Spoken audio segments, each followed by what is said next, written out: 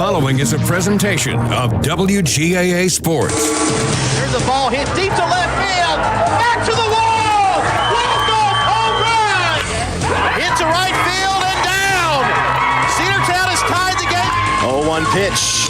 Little chopper right side. That's going to be down. Cedartown wins. The 3-1 pitch. Ball hits a straightaway center field and deep. Back it goes. It is a home run.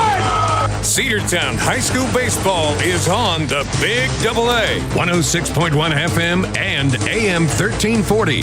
Broadcasting online at WGAAradio.com and streaming on the TuneIn Radio app and Facebook Live. And now, let's head down to the field for today's action.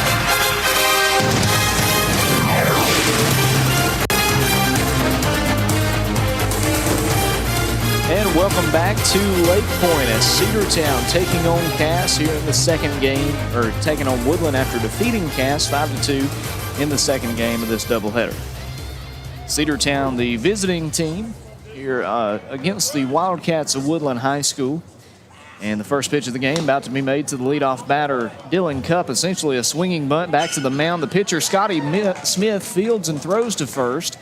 And it's a wide throw of the bag, an E1 there on that throw from Smith. That'll allow Dylan Cupp to reach. So the sophomore, even when he should get out, Andrew, sometimes he'll get a board like that. We'll see if he can work himself into scoring position and come home, as he has done so many times this season. First pitch of the game, Dylan Cupp with that swinging bunt back to the mound. We'll have your starting lineup for the Bulldogs. It's Cupp, followed by the center fielder Reese Tanner and the left fielder Cade Dingler. Corbin Kazort playing third base as a cleanup batter, followed by the second baseman Denver Nail. And the first baseman Zane Barrow will bat sixth. The catcher Eli Barrow bats seventh in this game. He'll be followed by the pitcher Xavier Holliday and the right fielder Cade Dingler. And they are going to overturn the call. They're going to say that it was a foul ball. So instead of allowing Dylan Cupp to reach, instead it's a foul ball. So 0-1 the count to the sophomore shortstop. Looking at the defense for Woodland, the pitcher is Scotty Smith. Behind home plate is Carter Heath. And we'll have the infield for the Wildcats after this next pitch. Smith is set, gets the call in from Heath, and fires in the 0-1. Cupp will pop it up on the right side, but it will escape out of play, and it'll hit off the dugout of the field beside us, field 12. At first base for Woodland is Trevor Montgomery. Second base is Jacob Gravitt. Shortstop for the Wildcats is Austin Sander, and third base is Jaqueon Porter. And we'll have the outfield for the Wildcats in a moment. 0-2 count to the leadoff batter, Dylan Cupp. The pitch. Hit to right center field. Actually over to right field. Right fielder goes back but cannot make the catch. It gets past him. Cupp is already at second base going for third. The throw comes in, but it'll have no chance. A stand-up triple for Dylan Cupp to start out this game, and he is aboard 90 feet away from scoring. So instead of having that swinging bunt where he would have reached on an E1 and what would have just kept him at first base, instead he gets another chance and crushes one to right field that burns the right fielder, and he's aboard with a leadoff triple. That'll bring up the number 2 batter in the lineup, Reese Tanner. Tanner, the sophomore, saw him pitch in game 1 and had a nice outing. Pitched the first 4 innings in that 5-2 victory for the Bulldogs. He allowed just 1 earned run. Smith is set. And the first pitch to Tanner is going to be outside ball 1. The outfield for the Wildcats in left field is Peyton Posey. In center field is Chase Carson. And out in right is Julian Wright. Logan Maddox and Andrew Carter with you here on the Big AA. This game started a little early on us as the 1-0 is outside a bit further. It's 2-0 now to Reese Tanner. 75-mile-per-hour pitch from Smith. Bulldogs now 13-8 on the year after splitting their first 2 games of the Battle for Bartow Classic. The 2-0 is high and outside now, a 3-0 count to Reese Tanner.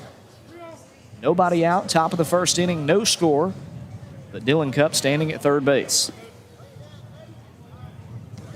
Smith gets the sign. The 3-0 is going to be a strike called right on the outside portion of the zone against the left-handed Reese Tanner. Now a hitter's count, 3-1. An 80-mile-per-hour fastball from Smith, and just gets the call.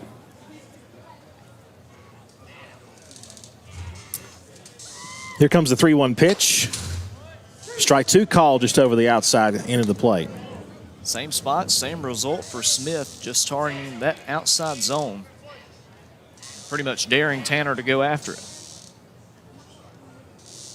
So full count now to Reese Tanner. Cup over at third, leading off with a triple. The pitch. Just got a piece and fouled it back. And the count will stay full, 3-2. Cedartown's offense burst for 3 runs in the first inning against Cass in the first game today. We'll see if the Bulldogs can get a good start here in game 2 of this doubleheader. Taking on all Bartow County teams in this Battle for Bartow Classic.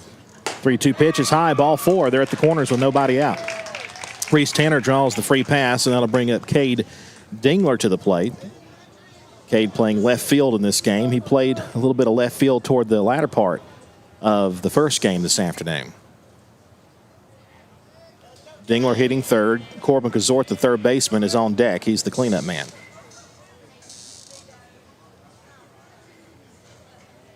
The stretch and the pitch. Runner goes. It's popped up and foul. 0-1.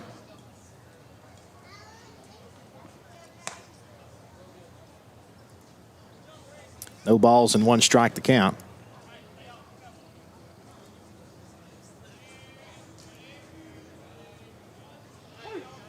And now we're ready to go with runners at the corners again. Throw down to first base. Almost got him. He just gets back in there safely. Woodland fans not happy with the call that time. Still an 0-1 count to the Bulldogs left fielder, Cade Dingler. Wind picking up a bit out in center field.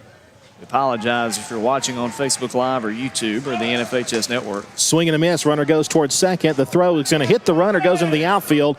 That's going to score Dylan Cupp, and all the way around to third base is Reese Tanner. 1-0 lead for the Bulldogs. Cedartown able to get the score that time and just works out perfectly for the Bulldogs. It wasn't a great throw. It comes in and hits off of Tanner, rolls into the outfield.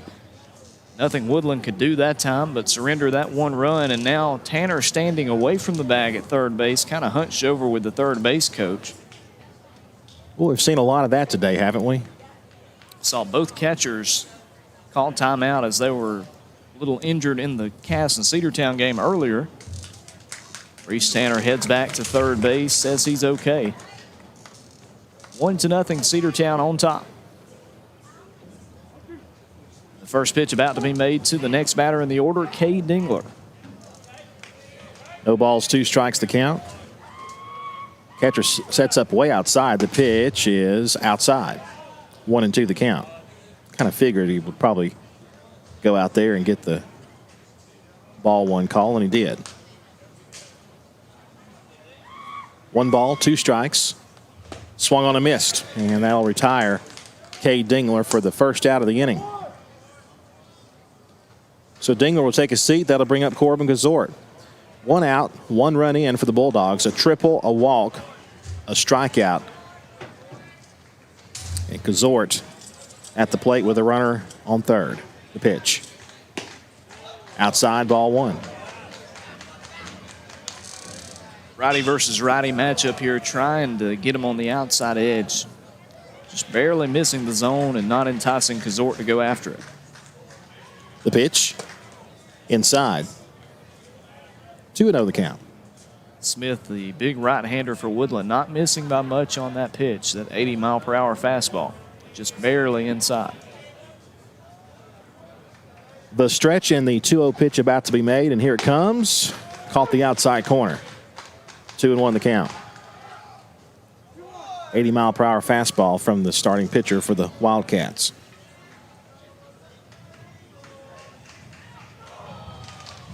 Scotty Smith is the starting pitcher, low and away on the next pitch. And it's 3-1 now. Hitters count for Corbin. Corbin, the cleanup batter, he's already had a lot of big hits this season. The game-winning hit at Central of Carrollton to earn that sweep down in Carroll County earlier. Here's the 3-1. Swing and a miss on a pitch that went outside on him, and it's a full count now. 3 balls and 2 strikes. Starting pitcher for Cedartown today is Xavier Holiday. We'll see him in the bottom half of the first inning. This will be his first actual start. He's pitched before, but this is his first start. There's a fly ball deep to left field, but foul. Fraction of a second away from sending that one out of here. If nothing else, hitting the wall and being an extra base hit for the senior. Instead, it stays a full count with one out and a runner at third base in Reese Tanner. Tanner edges off the bag. Full count to Kazort, the pitch. Ball 4 outside. He'll take his base at first. They're at the corners again, and that'll bring up Denver Nail. Denver Nail had an RBI hit in the win over Cass in Game 1 today. We mentioned Denver Nail and Trent Johnson both with birthdays today on the Bulldogs varsity squad. He'll try to get another base hit and another RBI hit right here. And a good chance for him for sure. With runners at the corners, already 1 run in, 1-0 lead. Pitch is a strike, throw goes to the cutoff man before it gets to second base. So the runner will advance on the stolen base. And it's 1 ball, no strikes to Denver Nail. Kazort stands at second base, and Reese Tanner now at third base. 1 out in the top of the first inning. Cedartown with 1 run already in, but 2 in scoring position here for Denver Nail. Smith checks the runners. Here's the pitch. Dropped 1 down, but low. And now the count is 2 balls, no strikes. 1 away here in the first. Top of the first, the Cedartown Bulldogs are the away team in this one. Woodland, the proverbial home team, will bat in the bottom of the inning. The pitch. There's a fly ball hit to left field, back to the fence. That ball is going to be down on the fence. It's going to bounce out of play for a ground rule double. That'll score 1 run. They'll be at second and third with 1 out and a 2-0 lead for the Dogs. Another run comes in, an RBI double for Denver Nail. Happy birthday to the second baseman. He stands at second base now, and he makes it 2-0 here in the top of the first inning. Cedartown still with another scoring opportunity here with 1 out as Zane Barrow comes up, and by rule, since he was at second base, that's going to score another run. I just thought about that as soon as I said he'll stop at third base. If he was at first, he'd have to stop at third, but anytime it's a double and there's a runner at second, you would automatically assume, I guess, that the runner would advance. So it's a 3-0 lead for the Dogs. Denver Nail with 2 RBIs. And now we've got Zane Barrow at the plate. The pitch. High and away, 1 ball, no strikes to Zane. Zane Barrow, the Bulldogs' senior first baseman. Eli Barrow, the catcher, waits on deck. That pitch is low. 2 balls, no strikes. A lot of the struggles so far from Scotty Smith have been because he's gotten behind in the count. He has to come back with a pitch pretty much right down the middle, and Cedartown's been able to drive it. Zane had 1 hit in that first game. Earlier this afternoon, the pitch. Swing and a miss. The count 2-1 now. 79-mile-per-hour sinker there from Smith. Wind continues to blow. The clouds have increased this afternoon. It's very much feels like a late spring, early summer afternoon. We've got temperatures in the 80s. The pitch. Popped up and foul out of play. Count goes even now, 2 balls and 2 strikes. Runner at second base is Denver Nail. 1 out in the inning, 3 runs across for the Bulldogs. They lead at 3-0, and Zane Barrow trying to add to it right here. Denver Nail leads away at second base. Now time asked for at the plate by Zane Barrow.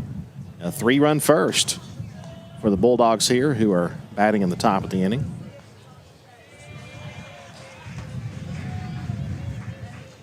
The pitch to Zane, swing and a miss. And Zane Barrow will be retired on a swinging strikeout for the 2nd out of the inning. That's the 2nd strikeout thrown today by the Wildcat pitcher Smith. Both outs of the inning coming from the strikeout. Now Eli Barrow, who in the first game was swinging a good bat. He's the sophomore catcher for the Bulldogs. The pitch on the way. Popped up right side. First baseman underneath. He calls for it. He's got it. And he'll make the squeeze, and that'll retire the side. Pop out to the number 3 position, but the Bulldogs get 3 runs as we head now to the bottom half of the first. It's Cedartown 3 and Woodland coming up. Cedartown High School baseball is here on the Big Double A, 106.1 FM and AM 1340. YouTube, Facebook Live, and the NFHS Network. We'll be back in a moment.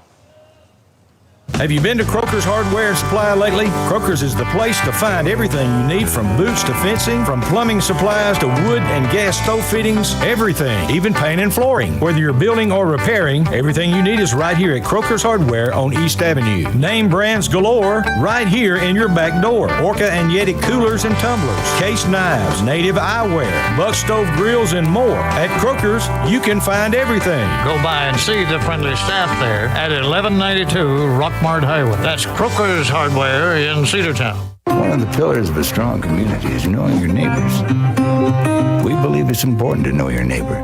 To know that the person down the street selling you your car is the person you'll see grilling with you at the block party. It's important to be a part of a community, and Peach State Ford is proud to be a part of historic Cedartown, Rockmart, and Rome. And even prouder to be rated one of the best in the country in customer service. Nobody knows trucks or people like Peach State Ford. 2076 Rockmart Highway, Cedartown, 866-872-6660. Cedartown High School baseball is on the Big Double A.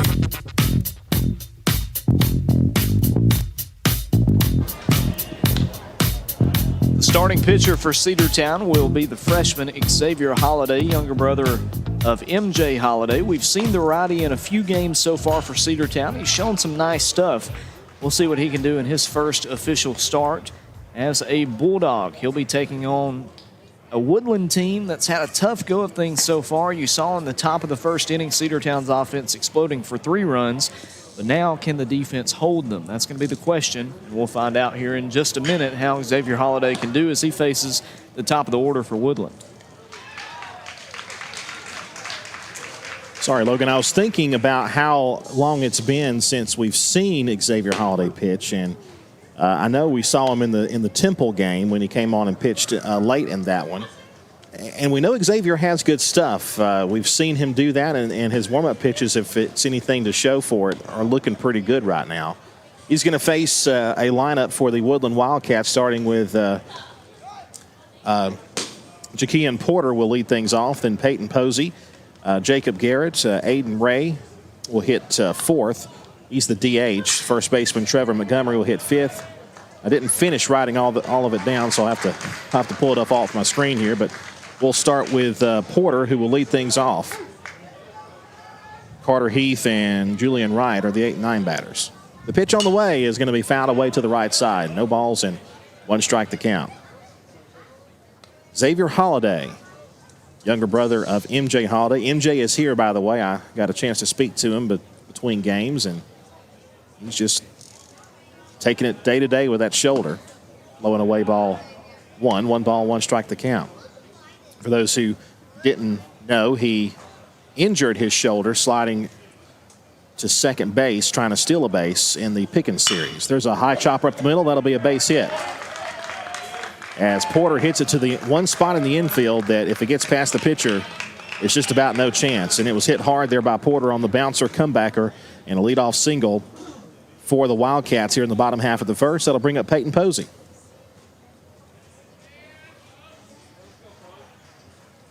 Able to connect and get a board here in the bottom of the first inning, and goes without saying, but if you're going to have success against the Cedartown defense, you need leadoff base runners.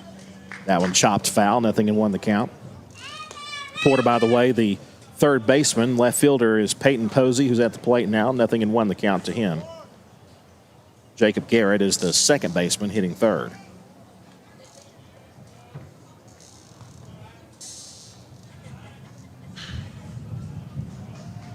Here's the 0-1 pitch.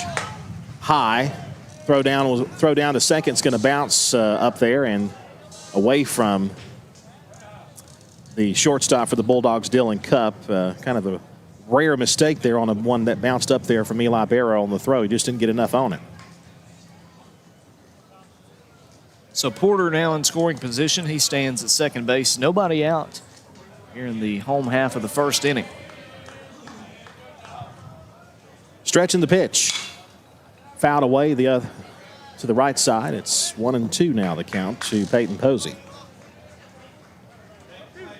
Posey playing left field for the Wildcats in this one, number 2 batter in the lineup. The second baseman, Jacob Gravitt, stands on deck. Again, nobody out. The pitch on the way is lined to the left side, caught there by the third baseman. He'll throw to first to get the out. They're going to say he pulled off the bag, and they go down to third, that they get the lead runner at third base. I think, yes. So they'll get the lead runner at least. It really could have been a double play. I think Zane Barrow thought he had the foot still on the bag when he got the throw, but the field umpire says he pulled his foot off too quick.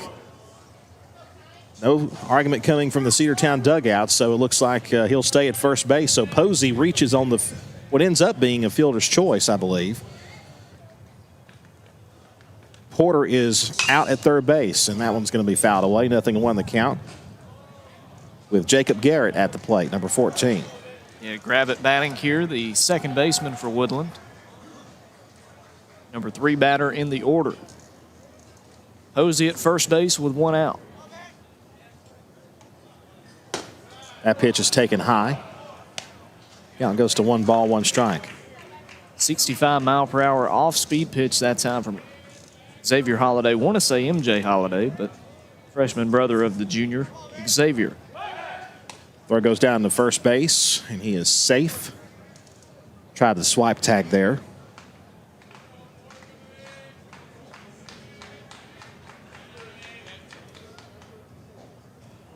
Swing and a miss, and it's 1 ball and 2 strikes.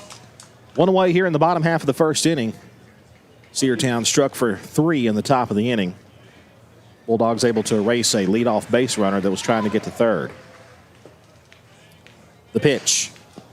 Low and away. 2-2.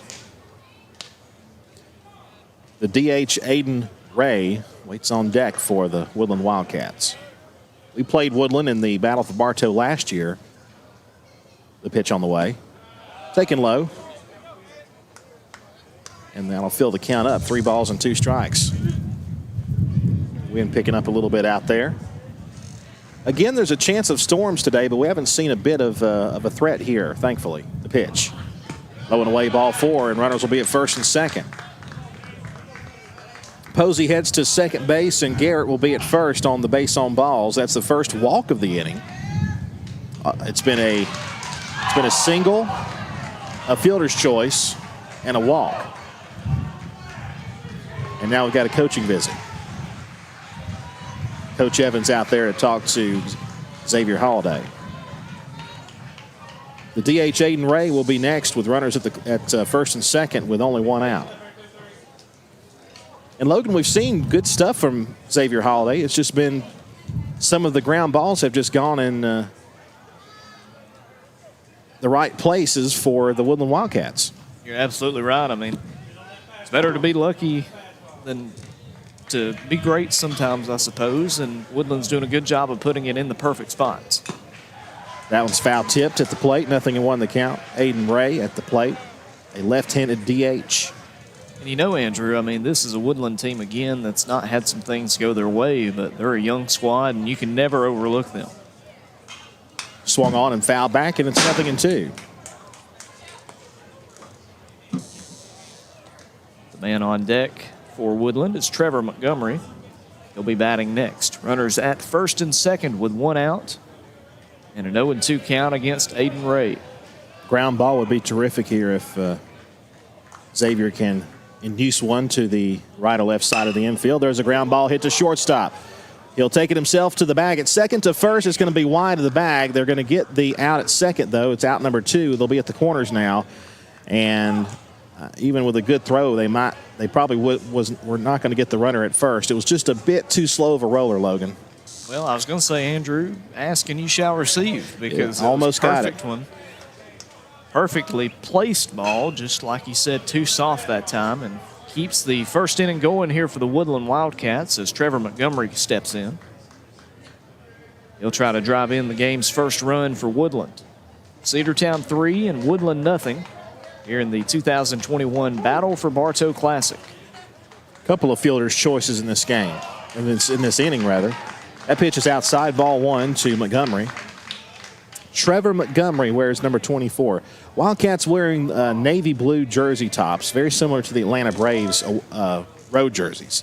The pitch. Bounced up there, and a good stop there by Eli Barrow.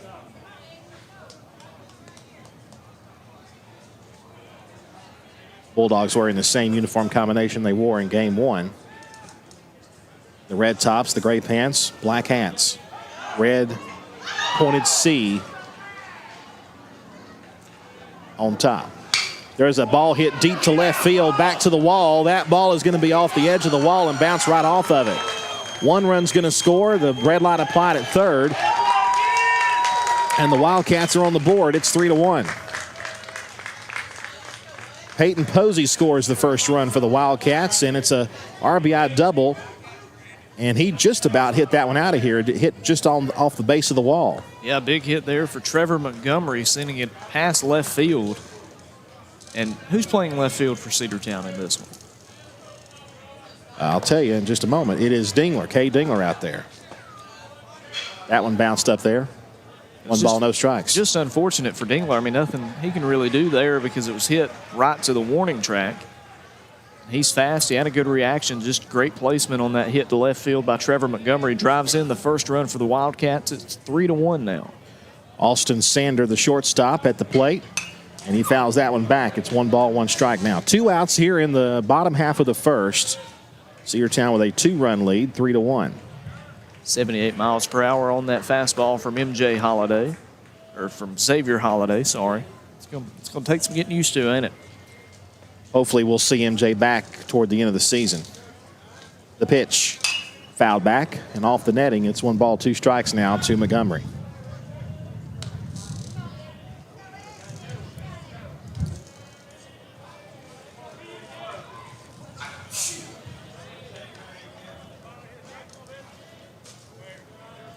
One and 2 with 2 outs. See if Xavier can get out of the inning. The pitch.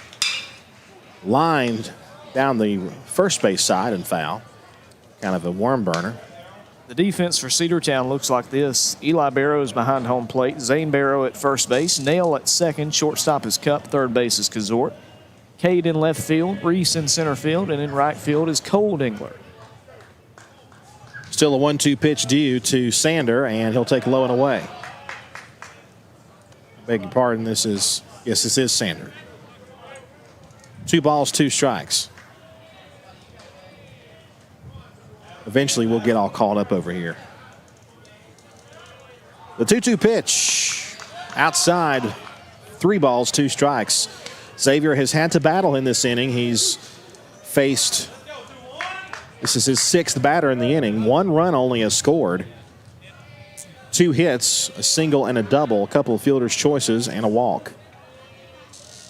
The 3-2 pitch just missed off the plate, ball 4, and Xavier thought he had a strikeout looking to end the inning, but the home plate umpire says, nope, it's a walk, and that'll load the bases up.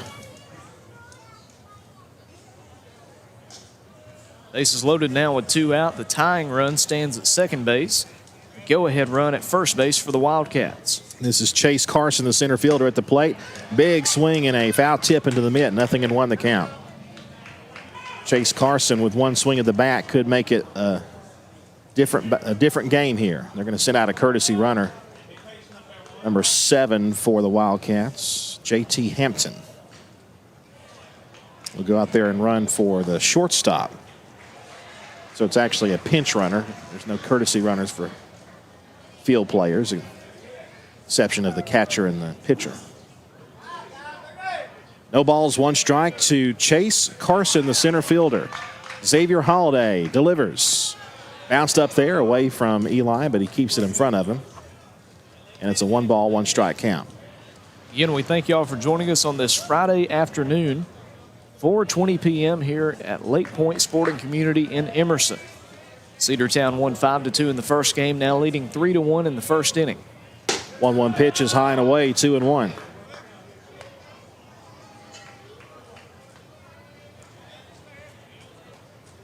Two balls, 1 strike. Bases full of Wildcats. See if the Bulldogs can stomp the rally out here. That one misses away. 3 balls and 1 strike to count, and here comes a dangerous pitch to the Wildcat center fielder, Chase Carson. The bases are full and a 3-1 count. The freshman starter for the Bulldogs, Xavier Holiday, getting the nod here in this third and final game of the battle for Bartow for the Bulldogs. Here's the 3-1. Ball 4, and that'll walk home a run. It's a 1-run game, 3-2. That'll bring home Aiden Ray from third. Everybody moves over 90 feet, and the bases are still loaded with 2 outs.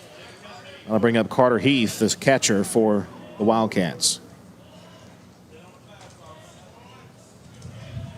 That's the 3rd walk of the inning. Xavier Holiday's been able to get a couple of outs this inning, Andrew, but starting to see now just how important it was when Zane Barrow just barely stepped off the bag at first base on a play that could have ended the inning. Line's foul to the right side. No balls and a strike now to Heath.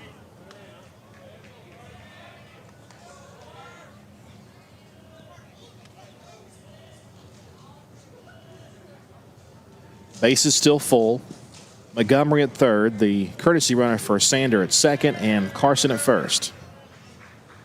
The 0-1 to Heath is hit to the right side. That's going to be out of play in foul territory. It's actually going to land near the Cedartown bullpen. There is a pitcher out there warming up.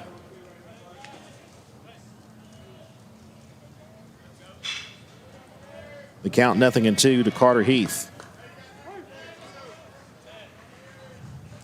Xavier looks into Eli. He's got it. The freshman is ready. The pitch. Just missed again outside. He's not getting the outer corner, Logan. Yeah, that one a little bit too low from Xavier Holiday, and not able to ring him up that time. 1-2 the count, but one thing you can't do is lose this batter. No. The tying run at third base, the go-ahead run at second. Ground ball foul, right side. Another 1-2 pitch will be coming.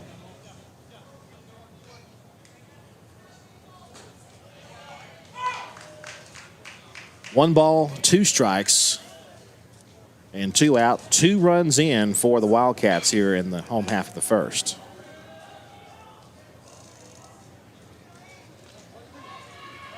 Carter Heath is the 8th man to bat in the inning. Xavier, the stretch, the 1-2 pitch. Bounced up there, 2-2. Been a long first inning for the young Bulldog hurler.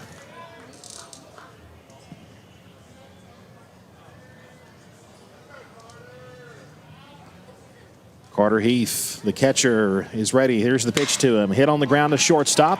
Dylan Cup bobbles for a moment, but he gets over to the bag at second to get the force, and the inning comes to a close. But not before 2 runs score for the Woodland Wildcats, but the Bulldogs scored 1 more run than the Wildcats did in the first, and they lead by a score of 3-2. We head now to the top of the second right after this. Live Wire Surplus. Stop in today at 546 North Main Street. New items are arriving all the time. At Live Wire, they have unbelievable deals on lawnmowers, weed eaters, and leaf blowers. But that's not all. How about your patio? Live Wire has top-of-the-line grills, patio tables and chairs, fire pits, and so much more. All fresh off the truck, brand new, still packaged, and price to sell. Live Wire Surplus, 678-861-5021. Take your truck. You're going to need it to load up on the savings. You know, texting while driving is dangerous. That's not new information. Yet most people admit to doing it anyway. Drivers are 23 times more likely to be involved in a car accident while texting. Know the facts and wait to text. The danger is real and it applies to you. Auto Owners Insurance. The no problem people. Information provided by Virginia Tech Transportation Institute. Burgess Insurance Services in Rome, 222 North 5th Avenue Southwest, 706-234-5680. And in Cedartown, 114 South Philpott Street, 770-748-4165. Cedartown High School Baseball is on the Big Double A.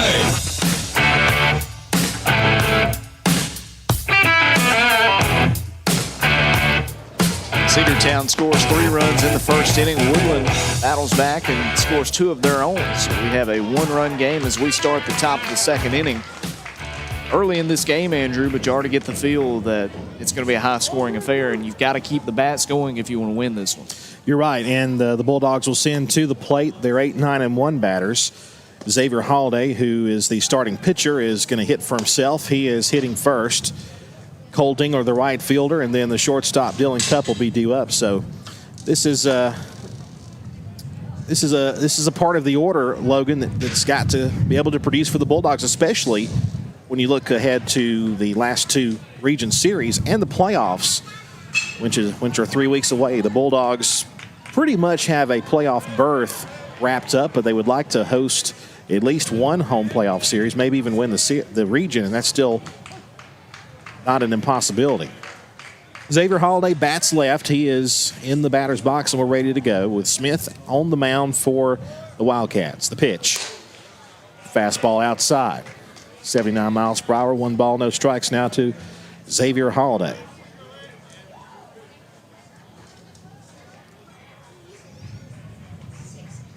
Here's the pitch. Upstairs, ball 2 now to Xavier. And again, Scotty Smith getting behind in a count. Feels as if a fastball right down the middle was his favorite pitch with a 2-0 count. We'll see if he does it again. 2-0 pitch is outside, ball 3, and it's a 3-0 count now to Xavier Holiday. Late discipline shown by the freshman, trying to get aboard to start out inning number 2 in a 3-2 ball game. 3-0 pitch on the way. Strike called over the outside corner. And now hitter's count for the freshman Xavier Holiday. Fellow classmate Cole Dingler waits on deck. He is the 9-hole hitter. The 3-1. Line foul over the third base dugout. And the count full now, 3 balls, 2 strikes. Cole Dingler, another freshman, waiting on deck as Xavier Holiday's here at the plate. Righty versus lefty matchup. Full count. We'll see what Scotty Smith comes with here with a 3-2 count in this at bat. Pitcher's ready to go. The 3-2 pitch. Hit to left field and down for a base hit. He hit it the other way to left, and he'll field it. He'll stop at first base with a leadoff single. Xavier Holiday with his first hit and the second Bulldog hit of the day. And Cedartown has something cooking here in the top of the second. Oppo shot there, opposite field base hit. Put it over the head of the third baseman. He tried to jump over it. I believe that's Porter over there. Couldn't quite get a glove on it. It's a leadoff single here in the second inning for the pitcher, Xavier Holiday. That brings up Cole Dingler. First pitch to Cole is popped up and foul. It was in on his fist, and it'll land on our roof here. No balls and a strike now, the count to Cole Dingler. Remember, Cedartown back in action Tuesday on the road at Southeast Whitfield to start up another 3-game region series with the Raiders. First pitch currently scheduled 5:30 p.m.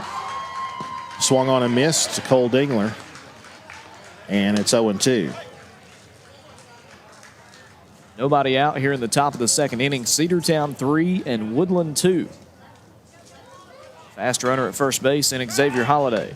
They will snap throw over to first base, and Xavier slides back in.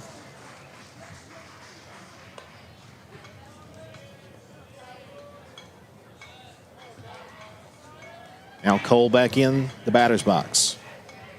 0-2 the count, the pitch. Bounced up there, Xavier off to second. The throw goes down there, he's out. Perfect throw by the catcher for Woodland, number 20. Carter Heath able to gun out the speedy Xavier Holiday, and it was just a perfect throw. It was a one bouncer, but it was right on time. Only the second time, I believe, today, Andrew, that a Cedartown base runner has been caught stealing. And if I'm thinking right, only the second time in this tournament. There's a ground ball down the left side and foul. Count will stay at 1-2, so the base is now empty with 1 out here in the second.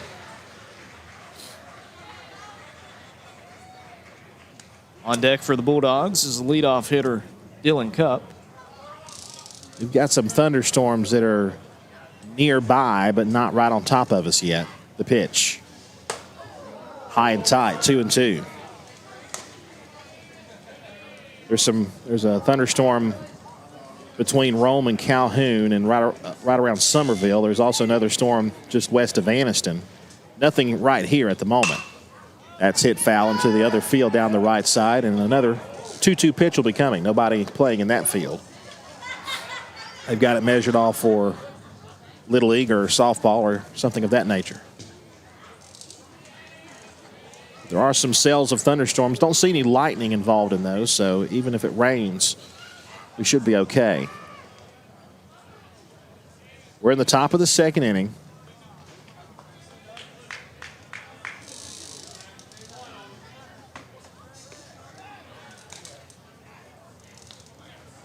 Two-two. Bounced up there and back to the backstop. It's 3-2. Take that back. There is some lightning in that, but that storm that's closest to us is actually moving up and not toward us, so that's good news. We're in southern Bartow County here. There's a ball hit to left field, and that's going to be down, and the left fielder is going to cut it off. He's going to try for he almost tried for two and saw that the left fielder got to it and turns around and heads back to first. So it's unfortunate that Xavier got caught trying to get to second base because he probably would have been at least at second, maybe at third. But Cole Dingler gets a base hit, and we head back to the top of the order.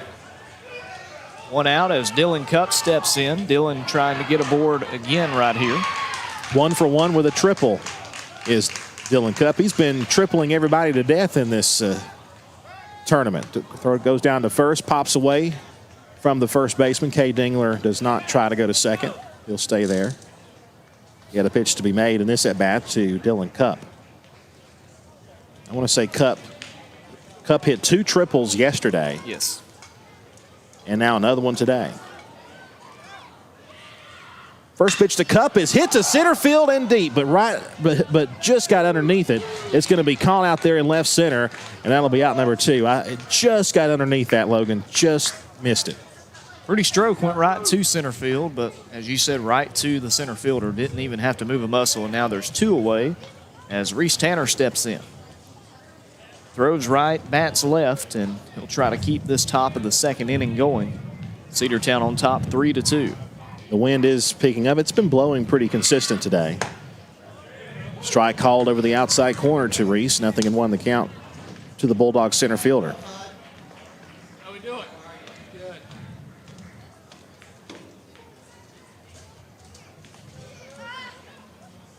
3 runs on 3 hits for the Bulldogs. That one bounced up there and stays in front of the catcher.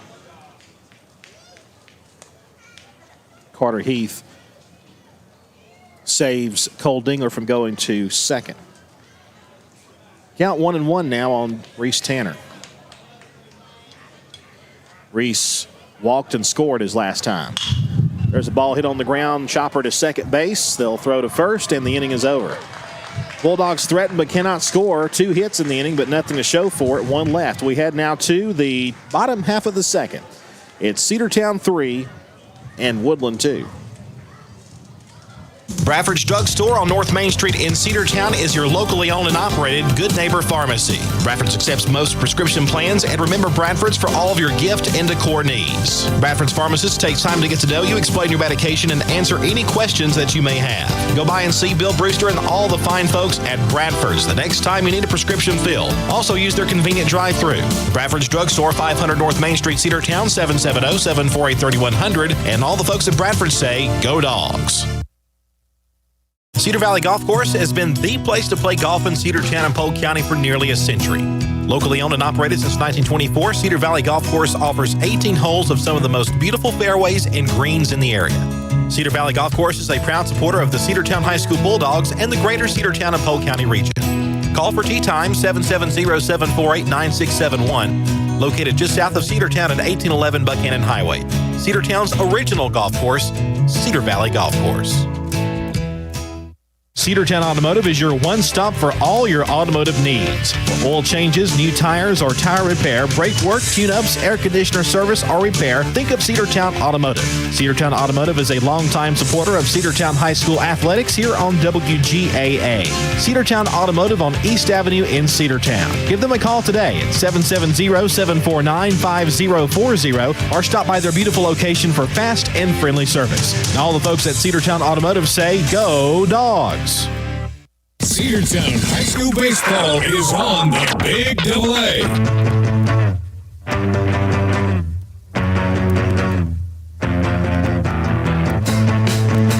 New pitcher in the game for Cedartown. Xavier Holliday, the freshman, goes only 1 inning. He'll be relieved by Britt Baxter. Baxter, the young righty, we saw pitch 1 inning against Cartersville last night, allowed 1 run in that 6th inning. And we'll see what he can do against the Wildcats here in the bottom of the 2nd inning. Cedartown on top, 3-2. Logan Maddox, Andrew Carter with you here at Lake Point. 9-1-2 batters due up here. First pitch to Julian Wright is outside, ball 1. 1 ball, no strikes. We're watching the radar. There are some pretty hefty storms around Calhoun. The pitch is low and away, ball 2. 2-0 the count now to Wright. Britt Baxter pitching for the Bulldogs here in relief. The 2-0 pitch on the way. Outside, ball 3. Woodland was able to bring 8 batters up in that 1st inning, Andrew, and it was because of walks allowed by Cedartown pitching. And right now, not a great start to this at bat for Britt Baxter. 3-0 pitch. Strike called over the outside corner, 3-1. Yeah, 3 free passes issued in that 1st inning. Cedartown allowed 2 hits, 2 fielders' choices. Hit on the ground to shortstop. Dylan Cupp gobbles that up, throws over to first, and the 6-3 putout is completed for the first out of the bottom of the 2nd. Good play. I mean, placed it right at Dylan Cupp. All he has to do is reach down, pick it up, throw over to first easily. And Julian Wright, a fast runner as well, but got him out by a couple of steps, no problem. Now 1 away, and we're back to the top of the order with Porter. Ja'Kian Porter, the 3rd baseman, 1 for 1 with a single. He got as far as second base, was gunned out trying to get to 3rd, I think on a fielder's choice. And he takes a strike over the outside corner, 0-1. Wind is picking up, as we mentioned before. There are some rain showers in the area.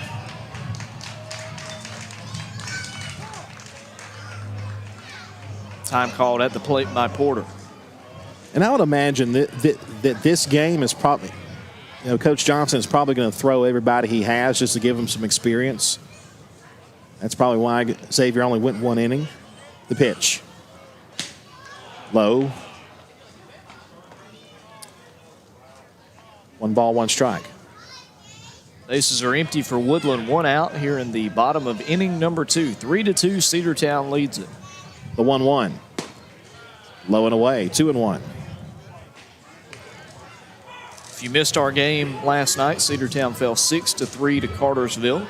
The Bulldogs won 5-2 against Cass in the early game today. The wind, the 2-1 pitch from Baxter is a breaking ball and a strike call down the middle in the beauty, 2-2. Nice pitch, a lot of movement on that, 70 miles per hour from Britt Baxter. Evens up the count, 2 balls and 2 strikes now. The 2-2 pitch on the way. Chopper hit foul. And we'll do another 2-2 count.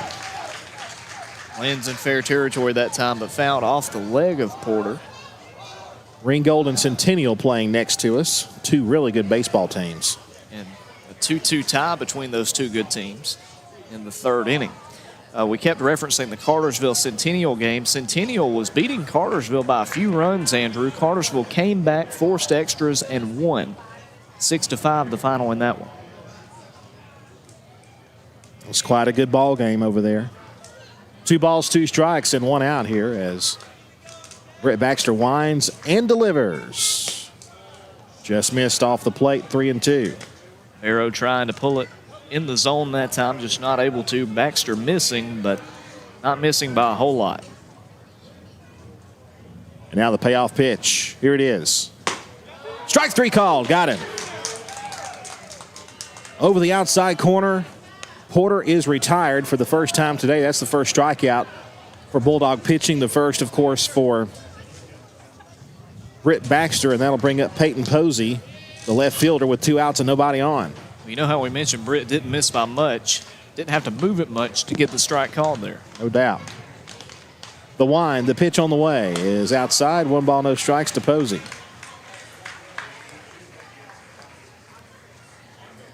A ground out, a strikeout. That's the first 2 outs here in the bottom of the 2nd inning. The wind, the pitch on the way. Swing and a miss on something off speed. 1 ball, 1 strike. If you're watching on Facebook, YouTube, or the NFHS network, we apologize for the shakiness. Our center field camera is getting battered by this wind. Yeah, it's pretty windy out there. Pitch. Off-speed pitch pops up. Eli Barrow trying to find it. Win playing tricks. He'll make the catch.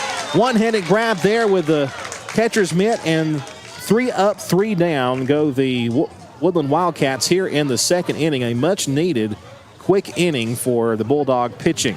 We head now to the third. It's a 3-2 lead for the Bulldogs. Back in a moment. Daniels Green Services and Handyman, your best choice for total home renovation or even small projects. 770-862-1240. 770-862-1240. Painting, siding, concrete, windows, pressure washing, flooring, drywall, doors, roofing, electrical, and even lawn care. They're fully insured and will do a great job. Check them out on Facebook, Daniels Green Services and Handyman, your best choice. 770-862-1240.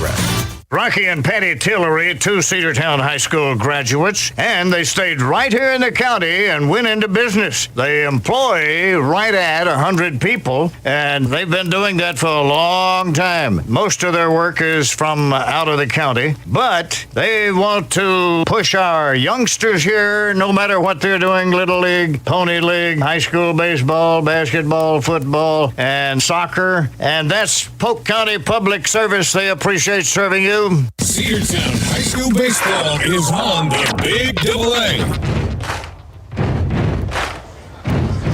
5 total runs scored in the first inning between the two sides. Only makes sense to have a scoreless second inning. We move to the top of the third, and Scotty Smith continues his work for Woodland on the mound. He'll face Cade Dingler to start things out for the Bulldogs. I believe the 3, 4, and 5 batters for Cedartown. Logan Maddox, Andrew Carter with you, and we got a special guest up here, Andrew. We do. We got Cedartown great Casey Newsom. How you doing, Casey? I'm doing good. Thanks for having me, guys. Absolutely. Casey joined us on a broadcast a couple of years ago. Glad to have him up here with us. Strike called on the inside corner to Dingler. Dingler struck out his last time swinging. In fact, if I recall, didn't we play Woodland the last time you were here with us? I think that's right. It's a Wildcats thing for Casey Newsom. The pitch. Just missed down low. It's 1-1. So, have you been able to come to any games this year for the Bulldogs? Yes. I came to the Central Carrollton game, the one that got rained out a couple weeks ago. Oh, yes. I remember that. The pitch. Just outside, ball 2. I hope that's not a bad omen for us because there are these rain showers and thunderstorms around us right now. So, if we get in a rain delay, I'm blaming you, Casey. Yeah, just put it all on me, guys. The wind, the 2-1. High and tight, ball 3. And we got a comment on Facebook, Stephen Howard saying Casey is Joe Buck, and I think that's a solid comparison. Casey, thoughts on that? Don't compare me to Joe Buck. 3 balls and 1 strike the count. There's a chopper hit toward third. A diving stop over there at the hot corner. He'll throw to first. It's going to be away from first base, and he'll stop at first. He'll get himself, I don't know, what you call that, Casey? Infield single or a throwing error? I would call that an E5. E5. The only person who's played baseball up here just past the Little League level, okay? So we'll go with what Casey We'll go with says. what Casey says. Runner at first base is Dingler. Batter coming up now is cleanup batter Corbin Kazort. Corbin walked and scored his last time up. Pitch to him. Strike called inside corner, 0-1. But from what you've seen of the team this year, what's your early thoughts on the squad, Casey? The couple seniors that they have look like they've been playing pretty good. Outside. My biggest comment is that the team looks really young, which to me says that the next year or two we'll have a really good Cedartown baseball team. 1 ball, 1 strike to count. To one of the seniors, Corbin Kazort. The pitch on the way. Breaking ball and a nasty pitch for strike 2 called. It's 1-2. You know, the sophomore class for this team is a really good sophomore class. We got a 1-2 pitch about to be made here, so we'll wait for that. The stretch. The pitch. Hit on the ground to third base and through for a base hit. So an E5 and a base hit, have runners on first and second with nobody out here in the third inning. That'll bring up Denver Nell. But talking about that, Casey, your class, had that kind of a camaraderie where you guys played together with each other for so many years, and you guys had like one of the most unbelievable classes that come through. I really feel like this sophomore class is very much like maybe your class was. Yeah, I see a lot of comparisons. These guys, for the most part, bounced up there and back to the backstop. Runners will move up second and third. Yeah, these guys, for the most part, have been playing together their whole lives. They're teammates, but they're also friends. And I feel like that's an important thing for a high school baseball team is, not only should you hang out on the baseball field, but you get to know each other, hang out off the field. It builds a relationship, in my opinion, unlike no other. Here's the 1-0 pitch. Strike called to Denver Nell, 1 ball, 1 strike. We know this sophomore class is anchored by one of the best Cedartown Bulldogs we've had come through the program in a long time, and Dylan Cupp, who is committed to play at Mississippi State. The pitch on the way is low, and that's going to be ball 2. They appeal, and umpire says no, he did not go. But you also have other guys like Reese Tanner, who is a speed demon out there, a great center fielder, and also a good pitcher when he throws on the hill. Harlem Diamond, who normally plays left field, who is not playing today because of injury. The pitch. Tried to check his swing, and he couldn't. That's strike number 2 for Denver Nell, 2-2.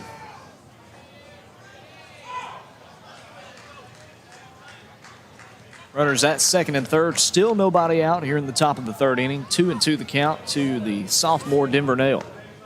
And I don't know if you guys have mentioned it so far, but today is Denver Nell's 16th birthday. Yes, it is. And he just fouled it to the right side. It's 2 balls, 2 strikes. It is his 16th birthday, Denver Nell. And also Trent Johnson's birthday is today as well. I think he's 17, if I'm not mistaken. So happy birthday to Trent and to Denver. The 2-2 pitch on the way. Swing and a miss. Ball dropped. They're going to tag him on the way, so that'll be out number 1 of the inning. Brings up the senior first baseman, Zane Barrow. He'll come up to bat with 1 out, 2 runners in scoring position. Talking about this team, though, Casey, you look at the youth on it, kind of reminds you of the 2015 team, the team that lost to Blessed Trinity in the playoffs, with a few seniors mixed in there, but a big sophomore class. Would you agree with that? Yeah, I definitely would. The seniors that we had on that team definitely played a big part of us being successful. But in my opinion, that year really helped us in our Final Four run the next few years because we had a little playoff experience. It wasn't our first time ever being there. 0-1 pitch is down low, 1 ball and 1 strike to count. That's a good way to put it, I think. I remember being at that game at Blessed Trinity, and it's like we were staring at something that was a tier above what we were at the time. The pitch, inside corner, called a strike, and it's 1-2 now to Zane Barrow. Would you feel kind of that way too? That's the tier you wanted to get to, and you were just not quite there yet. Right. And I don't want to discount this team by any means. Cedartown has a really good team this year, but I do feel like swing and a miss in the years to come, having these young guys getting some playing time and working out every day, in a few years they could be really, really good and make a deep run in the playoffs. Second and third with 2 out as Zane Barrow strikes out for the second time today. Eli Barrow popped out to first his last time up, and he's at the plate now with 2 outs. He hits a deep drive to center field, but the center fielder is going to be right there, and that's where fly balls go to die, and that is out number 3. So the Bulldogs get a couple of runners on, but they're left stranded. We head now to the bottom half of the third. Cedartown leads it by a score of 3-2. We'll come back after this. Coverage of Cedartown High School Bulldogs baseball on the Big AA is brought to you in part by Republican State Representative Trey Kelly of Cedartown. This is Representative Trey Kelly. Amy and I want to wish all the players and coaches a safe and successful season. You've worked hard to represent us on the field, and I'm proud to represent you in the Georgia House of Representatives. Again, this is Representative Trey Kelly, and I want to thank you for listening to the Big AA. Go Dogs! This announcement paid for by State Representative Trey Kelly, kellyforhouse.com. Are you ready for steel equipment, that is? At Croker's Hardware in Cedartown, we've got all the steel equipment. Blowers and shredder vacs, chainsaws, augers and drills, trimmers and brush cutters. We're very proud to be a retailer for the steel product line. As an independent dealer, we can provide many services that the big box chain stores just can't match. Our friendly and knowledgeable staff is always ready to help you select the equipment that meets your specific needs. So call Croker's for a steel today. That's 770-748-4842 to learn more about steel in Cedartown. Cedartown High School Baseball is on the Big Double A.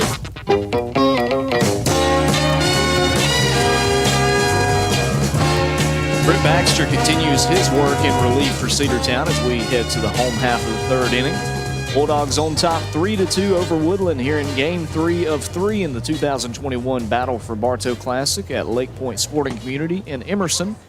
Final warm-up pitch, throw goes down to third base, and they'll get it around the horn back over to Britt Baxter on the mound. He'll be facing Jacob Garrett, Aiden Ray, and Trevor Montgomery will be due up for the Wildcats here. Yeah, and one thing I'd like to mention, it's really strange to me because a lot of the kids on this team, me and Miles used to give hitting lessons to when we were in high school. One ball, no strikes to Jacob Garrett. Britt Baxter on the mound here, we used to give him pitching lessons. Well, they paid off so far, the pitch. Chopper hit down the third base line, foul, it's 1-1. You know, it comes full circle. Just wait till you're 15 years out of high school and you don't know anybody. Talking about pitching, though, and looking at Baxter, you know, it feels like Cedartown's throwing some of the young guys in this one. How important it is to get that experience. Is it better to get that in these non-region games versus the region ones? Because, swing and a miss. Yes, 1-2 the count now. Yes, I definitely think it's important for these young guys to get some playing time. And I work for the UGA baseball team a little bit now. Nothing serious, but that's one thing that they like to do. Whenever we play a midweek game against Clemson, they try to get the young guys, especially the pitchers, in and give some guys some days off. Here's the 2-2 pitch. There's a ball hit off the end of the bat to the right side. Denver Nell's underneath. He'll make the squeeze, and that'll be out number 1. Yeah, so I think it's good for a lot of the younger guys to get some time on the mound. And, you can throw as many bullpens as you want, but until you get in a game, you don't really know what you have until you get in a game and throw against a live batter. Aiden Ray is the batter for the Wildcats. He hit into a fielder's choice and scored his last time. Swing and a miss on a big cut, nothing, and won the count. You know, and this is a good opportunity because these games mean absolutely nothing when it comes to region standings. You can get some guys experience in against some good teams, and we've seen some good teams the past couple of days. That's low and in, ball one, 1 ball, 1 strike. Something we've also talked about, especially here in the Classic, has been the interior defense for Cedartown, the infield defense for the Bulldogs, and it feels like this is one of the strongest it's been in years, but it seems like it's always strong. 1-1 is high, ball 2, 2-1 the count. You know, I look back to the days of, Miles anchoring the shortstop position and then Braden McCollum over at second base. The pitch on the way. Popped up to the right side. Who wants it? Denver Nell is in short right. He's underneath. He's got it. Second time he's made the squeeze in this inning. That's out number 2. But the middle infield is just it's great. You know, last year we lost Oxenrider. He graduated last year on the shortened season, but Denver Nell has been inserted in that position and done a great job. Yeah, Denver looks really clean and smooth at second base, and I'm excited to see how he develops over the next few years. Trevor Montgomery at the plate takes a strike, 0-1 the count. And with them both double. being sophomores and them continuing to work together, in a couple years they could be one of the best double play duos in the state. 0-1 pitch. Hits him on the back. Right between the numbers.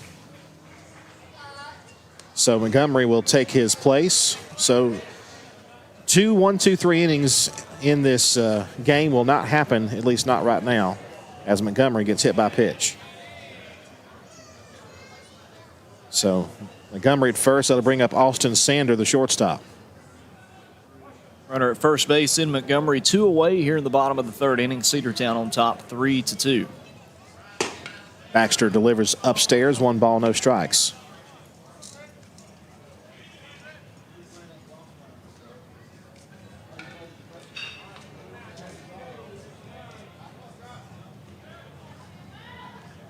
The stretch by Britt, the pitch. Just missed. Something that also has changed a little bit with the program is there's been a lot more tournaments played here at Lake Point, playing against top competition. Obviously, a lot of these guys playing on the travel ball circuit here in the summers anyway, but actually getting that chance in the spring I think is a big deal as well. Yeah, I agree. And 2-0 pitch is a strike. Throw down to second is not in time. It was on the first base side, but it was just a bit late. Yeah, and as a player, I valued playing teams that you don't see very often, too. You know, you can only play Model, Chattooga, Coosa, Darlington so many times. And I like playing other teams in these tournaments. The kick in the 2-1. Hit on the ground in third base. Bobbled there by Corbin. He can't pick it up, and he'll be safe at first. Runner does not advance from second, so at least that runner stays put. But Sander reaches on the bobble at third. Just unfortunate there for the senior. Couldn't cleanly make the transition. Glove to hand, dropped it. And it'll be runners at first and second with 2 out. A courtesy runner comes back out. It's J.T. Hampton. Now Chase Carson. Carson was one of 3 that walked in the first inning. So they're at first and second with 2 out. The pitch is high and away, 1 ball, no strikes. One thing that has been a problem for the Bulldogs of late, I think, has been, even in the Cartersville game, you can look back to the walks and how Cartersville and other teams have capitalized on those. That's outside, ball 2, 2 balls, no strikes. Yeah, Jeff Mingy used to always say, walks will kill you. And I've always lived by that. There's no defense for a walk. The 2-0. Hit sharply past third base and a base hit. He'll stop at third. They're going to be at first, second, and third. The base is full with 2 out, and all this trouble coming with 2 out as Carson reaches on the single. At third base, Montgomery. Second base is Hamilton, and at first is Carson. So it started with a hit by pitch, an error at third, and then the base hit. And now Carter Heath with a chance to be a hero. Tying run at third, the go-ahead run at second.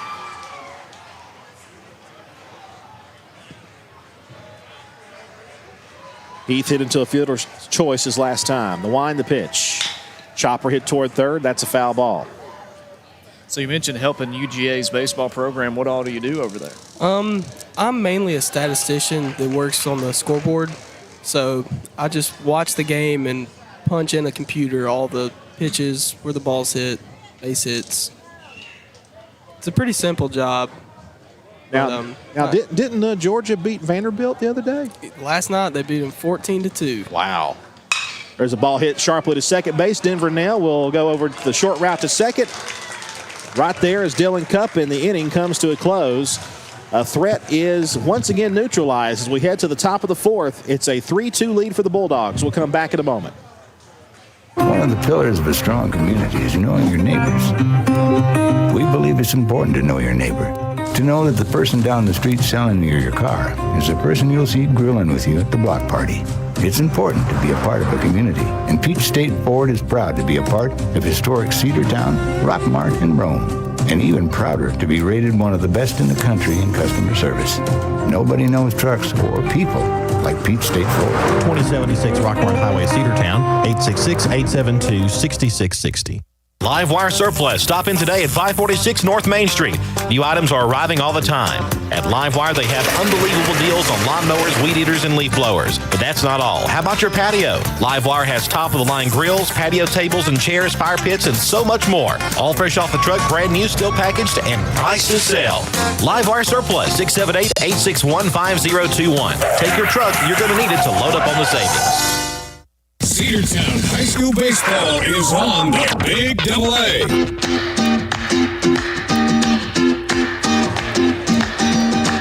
Scotty Smith still on the mound for Woodland as we head to the fourth frame here at Lake Point. Cedartown 3 and Woodland 2. Logan Maddox, Andrew Carter, and Casey Newsom with you here on the Big AA WGAA Radio, the 2021 Battle for Bartow Classic. Cedartown has not scored since the first inning. Neither side has. Woodland has scared Cedartown a couple of times since then with a bases-loaded jam last inning. We'll see if the Bulldog offense can get something going here with Britt Baxter coming up to the plate. Baxter is hitting in the place where Xavier Holiday was, and he'll take outside, ball one ball, no strikes. Xavier had a base hit back in the second inning, but this is Britt's first at-bat of this game. Here's the 1-0 pitch. Hit off the mask of the catcher and bounced way up and off the facade here. 1 ball, 1 strike. And one thing to look for in the next couple innings, this Woodland starting pitcher, his velocities kind of went down a little bit. I'd watch for him to start leaving some pitches over the plate a little bit more. 1-1 pitch is hit slowly towards second base on a few hops. The throw goes over to first base, and Britt Baxter retired for the first out. Scotty Smith, the pitcher, has been in since the start of the game. Unlike Xavier Holiday, he was pulled after the first inning for Cedartown. Smith started to settle in there in the second, third innings, but as Casey mentioned, starting to lose a little bit of that oomph on those pitches. Freshman Cole Dingler, he had a base hit his last time up. He's at the plate. And Cole hits one up the middle and past shortstop, and another base hit for the young freshman Cole Dingler. He's 2 for 2. And I would look for Cole Dingler to probably step in and get a lot more playing time next year. If I remember correctly, he's a natural first baseman, so with Zane Barrow graduating, he'll definitely have a chance to step into that role next year. We've also seen him catch a little bit, too. He can also catch, and he can also pitch a little. Back to Dylan Cupp at the top of the order, and that'll bounce up there. 1 ball, no strikes. Cole will stay put.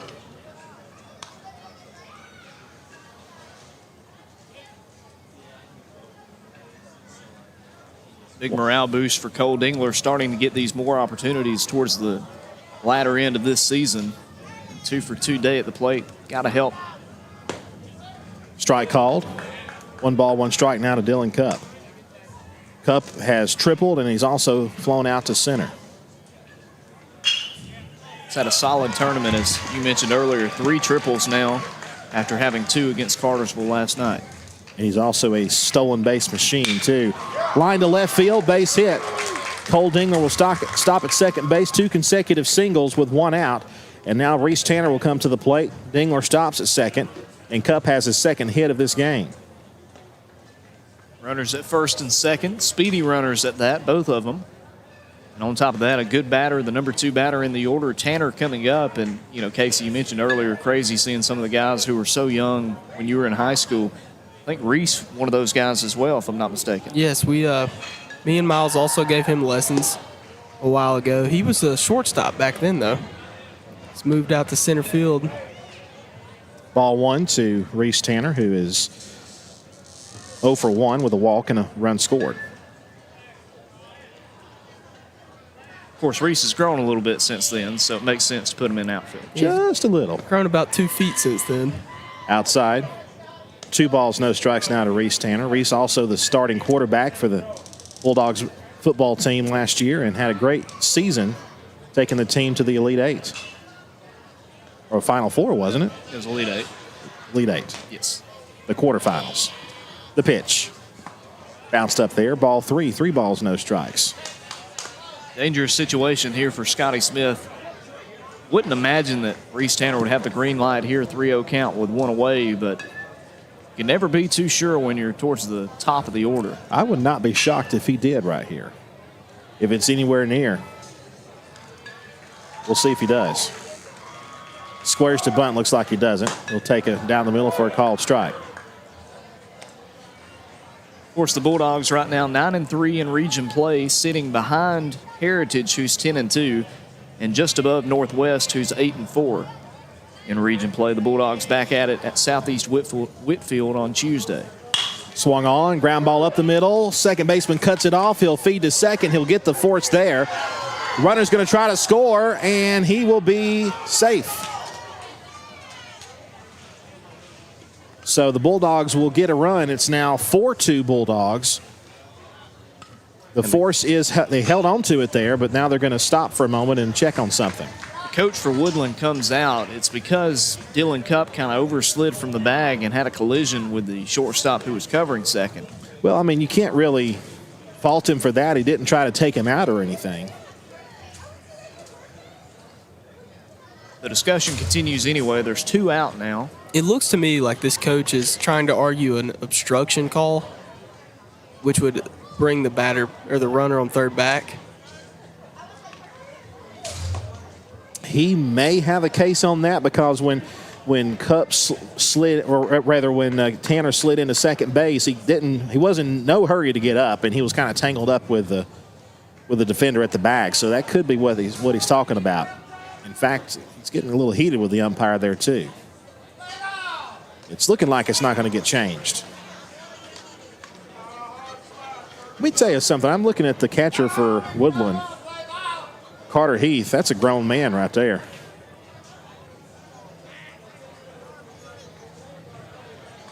It's a big kid. Did not notice that. If this does not get overturned, Cade Dingler would be up next, and I think the crowd's starting to get into it a little bit for Cedartown. Coach Gavin Johnson over there to speak a little encouragement to Cade Dingler. By the way, Gavin was one of your assistant coaches. That he was. Gavin, he started coaching, I want to say, my sophomore year, and he's been there ever since. Gavin and I consider Gavin a good friend. Of course, Casey, you're planning to go into coaching one day as well. Yes, I graduate from the University of Georgia in about a month, and then hopefully in the next few years I can start coaching somewhere, maybe even Cedartown. Cade Dingler is 0 for 2 with a strikeout, and he reached on an error. That's down low to him, ball 1 ball, no strikes. Well, Casey, you know we're going to be rooting for you, and let us know wherever you get on at, and we'll come broadcast a game or two. Yeah, I appreciate that. I'd look for Reese Tanner to get a good jump right here. They were thinking that too and threw over there to first to get him back to the bag. Nice catch by Trevor Montgomery over there at first base, not allowing it to get away from him. That happens. It's an easy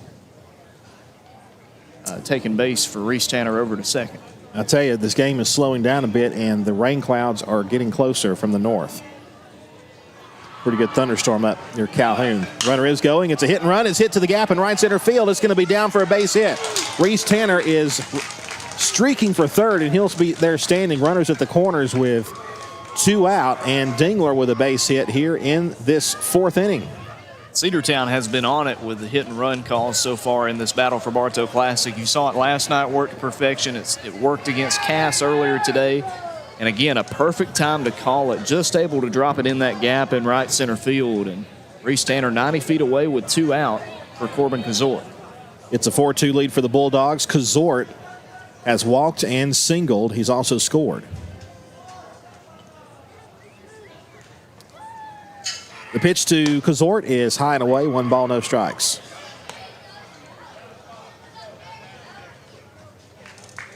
Denver Nell hoping for a trip. The pitch, taken low. And Casey, also continuing talking, the region we were in when you were in high school was just stacked. Is it kind of surreal seeing so many guys from that old region playing SEC ball? Yeah, I mean, every week I see guys that I played against playing for UGA and playing for other teams in the SEC. Ben Anderson, Georgia's leadoff batter, he played for LaGrange, who was in our region. Georgia has Connor and Cole Tate, 2 twins that played for Oconee County, who start for UGA. Count is 2-2 now to Corbin Kazort on a couple of swings and misses. A lot of talent in that region and in classification 4A for the Bulldogs a few years back. The 2-2 pitch just got a piece to stay alive and fouled it back. 2 balls, 2 strikes. And you can't forget to mention Cartersville had a first-round draft pick out of that class. You're right. That was the name escapes me right now. The catcher, Anthony Siegler. That's it. That's what it was. Got drafted by the Yankees organization, if I recall. Yep. The pitch, runner goes, it's high. Throw goes down to second, he's out. Oh, it popped out of his glove. If he keeps it in his glove, he's out by a mile. But it popped out of the glove as soon as Dingler hit it. Can't hold on to the ball. Tanner stays put at third base, and now they're second and third. Runners will be going here with 2 out. Full count.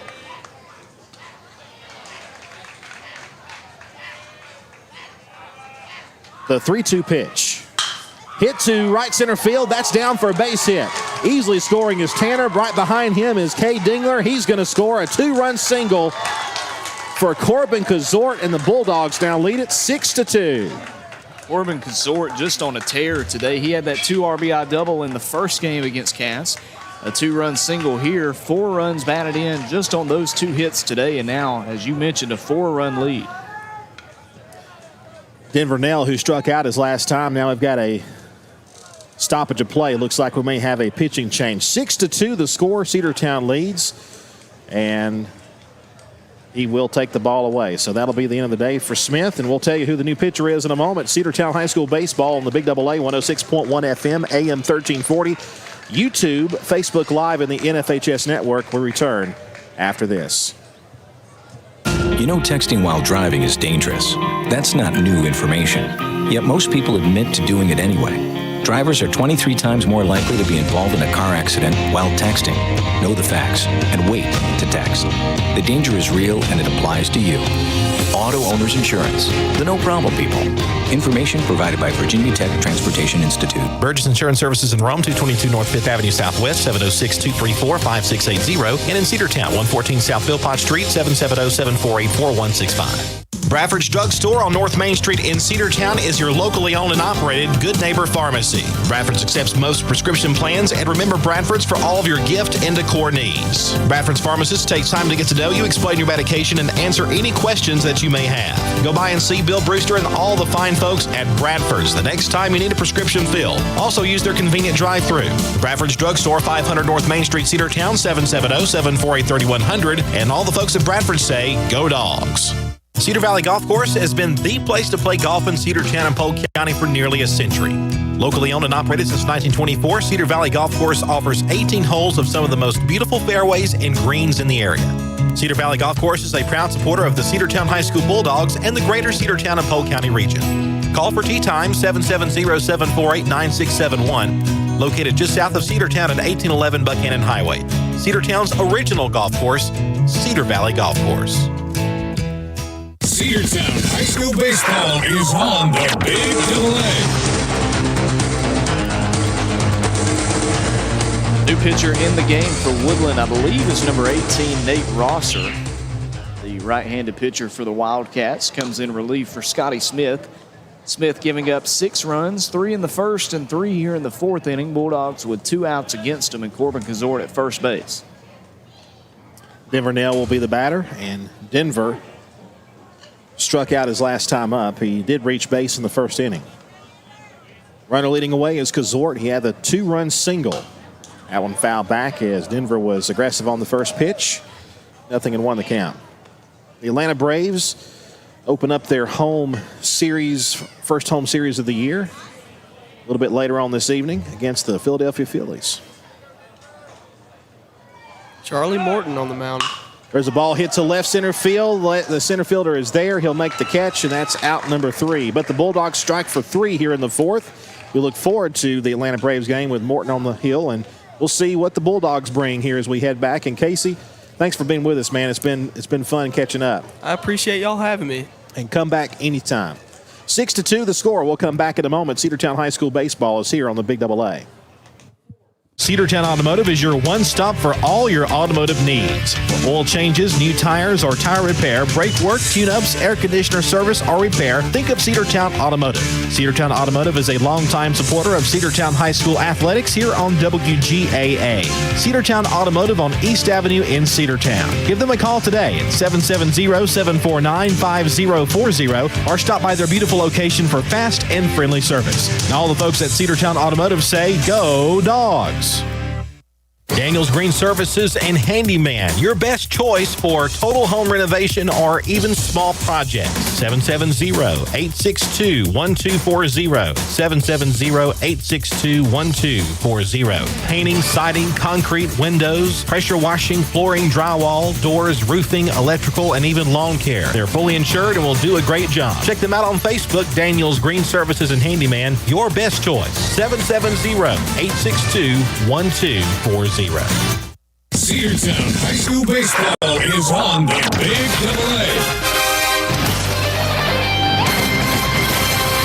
AA. Logan Maddox, Andrew Carter with you here on the Big AA, WGAA Radio, 106.1 FM at AM 1340. Also broadcasting on Facebook Live, on YouTube, and on the NFHS Network. Cedartown leads 6-2 through 3.5 innings. We head to the home half of the fourth. And Woodland will try to get back scorings for the first time since the first inning. Julian Wright leads off, hits a fly ball to right center field. But Reese Tanner is there, and anytime it's hit anywhere near center field, you just about can guarantee he'll get to it. 1 pitch, 1 out as the relief appearance for Britt Baxter continues.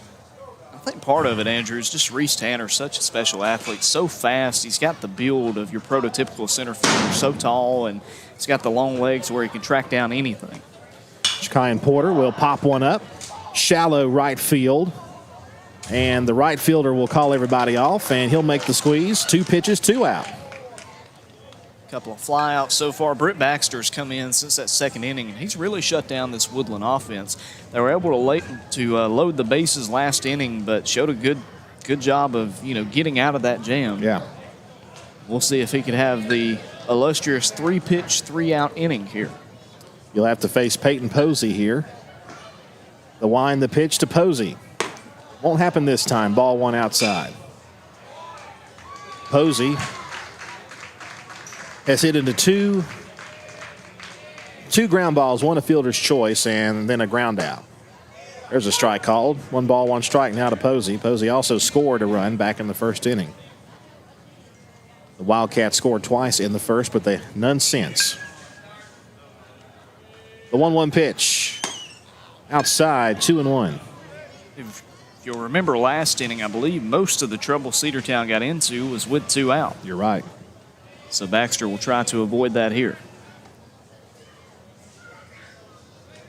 Britt with a wind, the 2-1 pitch. Hit to left field. That's going to be down for a base hit.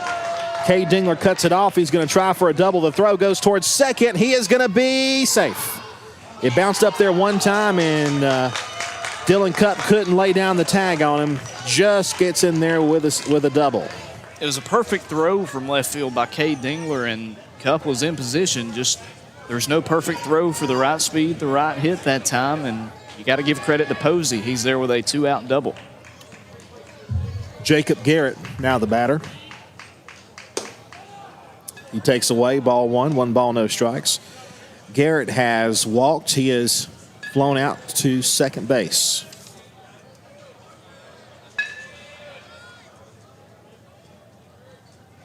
Popped him up. Second base, no, it'll be the shortstop. Dylan Cupp is there. He'll make the catch. That is out number 3. So the double is left stranded. We head now to the 5th. Cedartown leads by a score of 6-2. Rocky and Patty Tillery, 2 Cedartown High School graduates, and they stayed right here in the county and went into business. They employ right at 100 people, and they've been doing that for a long time. Most of their work is from out of the county, but they want to push our youngsters here, no matter what they're doing, Little League, Pony League, high school baseball, basketball, football, and soccer, and that's Polk County Public Service. They appreciate serving you. Coverage of Cedartown High School Bulldogs baseball on the Big AA is brought to you in part by Republican State Representative Trey Kelly of Cedartown. This is Representative Trey Kelly. Amy and I want to wish all the players and coaches a safe and successful season. You've worked hard to represent us on the field, and I'm proud to represent you in the Georgia House of Representatives. Again, this is Representative Trey Kelly, and I want to thank you for listening to the Big AA. Go Dogs! This announcement paid for by State Representative Trey Kelly, kellyforhouse.com. Cedartown High School baseball is on the Big AA.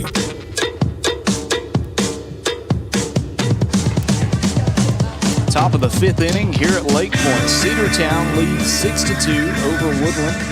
The Wildcats with 2 runs in the first inning. Cedartown with 3 in the first and 3 in the fourth. And here in the top of the fifth inning, it's going to be Zane Barrow starting things out, going up against Nate Rosser. Zane Barrow, Eli Barrow, and Britt Baxter due up. Zane 0 for 2 with a couple of strikeouts, and he'll take outside on the first pitch, ball 1. Zane Barrow, a very talented piece of this team, especially batting-wise.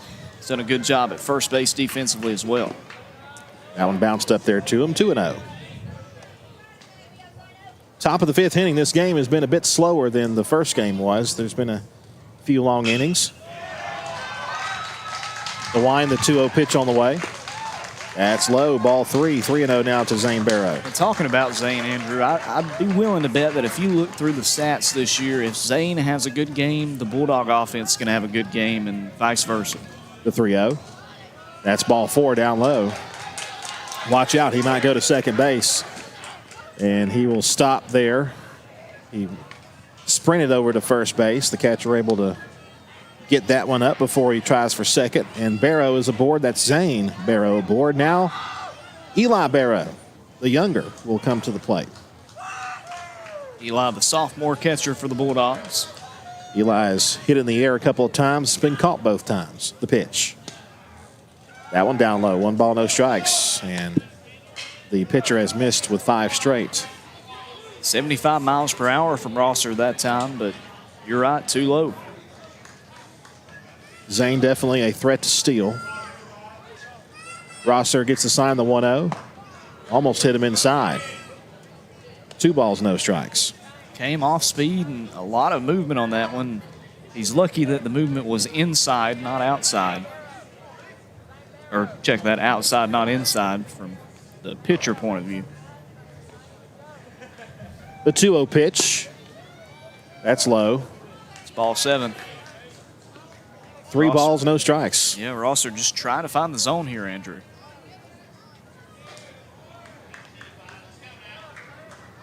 Luckily, the rain that's above us is moving away. There's the throw down to first and Zane back. It's now around Fairmount and up that way, but not down here in Cartersville, Emerson area. The pitch. Low and away, and that's 2 consecutive walks as he's yet to throw a strike here in this inning. Zane Barrow will be at second and Eli Barrow to first. And now a coaching visit. We'll see if he decides to pull the plug and make the call to the bullpen. Looks like he's going to stick with his pitcher here, and the next batter for the Bulldogs will be Britt Baxter. Britt took over in the second inning for Xavier Holiday, who started and gave up 2 runs. He was relieved for Baxter, who has been scoreless since.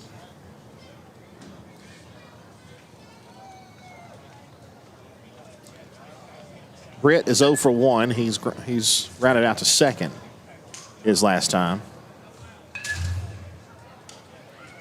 Courtesy runner for Eli Barrow is going to be Tony Ware.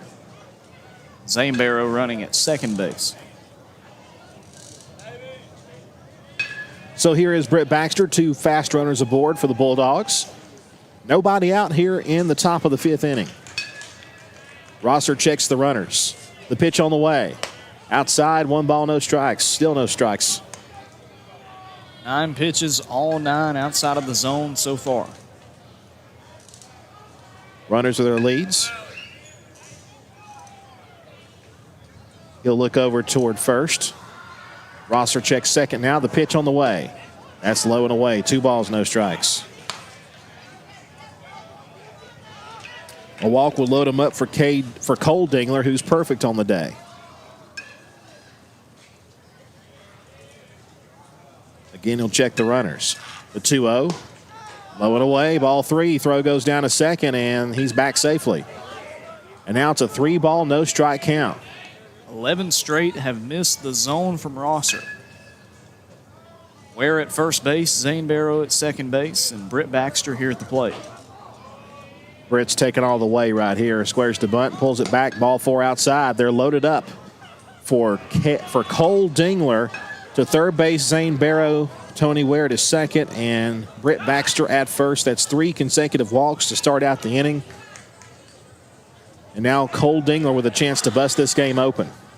Here's a chance where the Bulldogs can really do some damage. Up by 4 runs in the top of the 5th inning.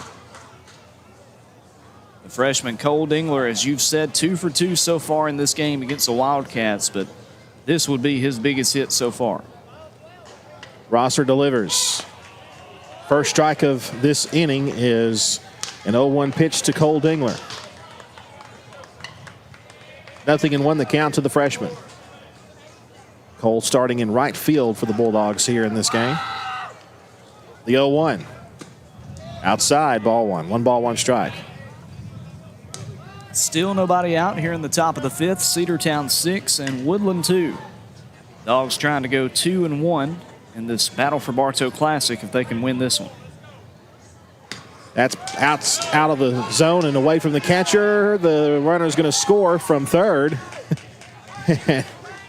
Pitcher helps Zane back to his feet. He's safe. It's now 7-2 Cedartown. Everybody else moves up 90 feet. I heard somebody from the dugout yell, "Oh yeah, Zane." Two balls and 1 strike to count as Zane Barrow comes home to score. Now got Ware at third base and Britt Baxter at second base. 2-1 the count to Cole Dingler. The pitch to him is outside. 3 balls, 1 strike.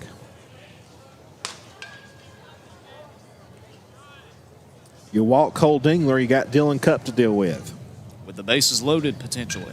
Nobody wants to face Dylan Cupp with the bases loaded. The 3-1 pitch. Outside, ball 4, and he'll have to do it. Cole Dingler walks. That's 4 walks in this inning.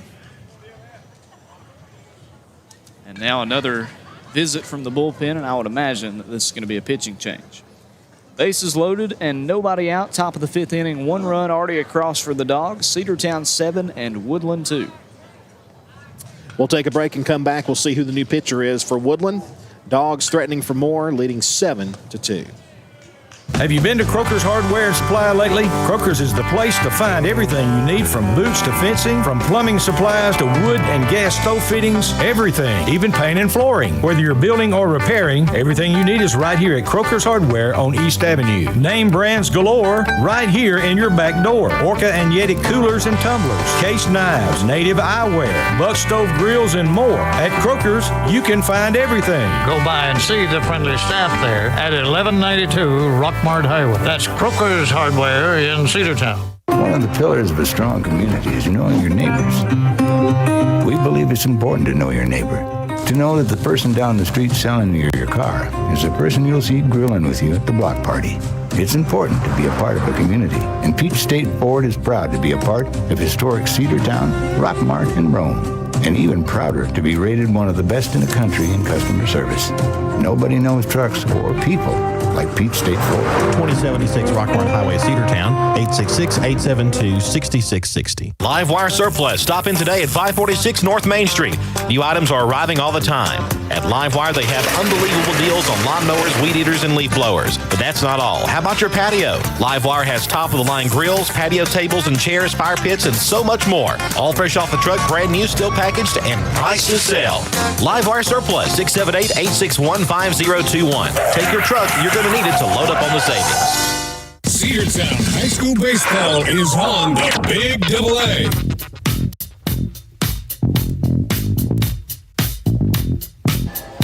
Trevor Collum enters for Woodland as we are back in action here in the top of the 5th inning. Cedartown 7 and Woodland 2. The Dogs scored 3 runs last inning. They've already scored 1 run in this 5th inning. They're threatening for more. Bases loaded, nobody out, and who else coming to the plate but Dylan Cupp? Cupp has had a single, a triple, and he's flown out to center. Either one of those would score at least one.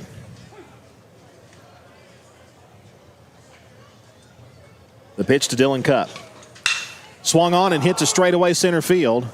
That will score the run. The center fielder back right on the warning track makes the catch. Everybody moves up 90 feet. At least the runner from second to third. And scoring is Tony Ware, and it's now 8-2 Bulldogs. Runner at first base stays put. I believe that's Cole Dingler. And then at third base now is Britt Baxter. 6-run difference in favor of the Bulldogs here in the top of the 5th inning. And finally, Woodland able to record that first out. So give Dylan an RBI that time.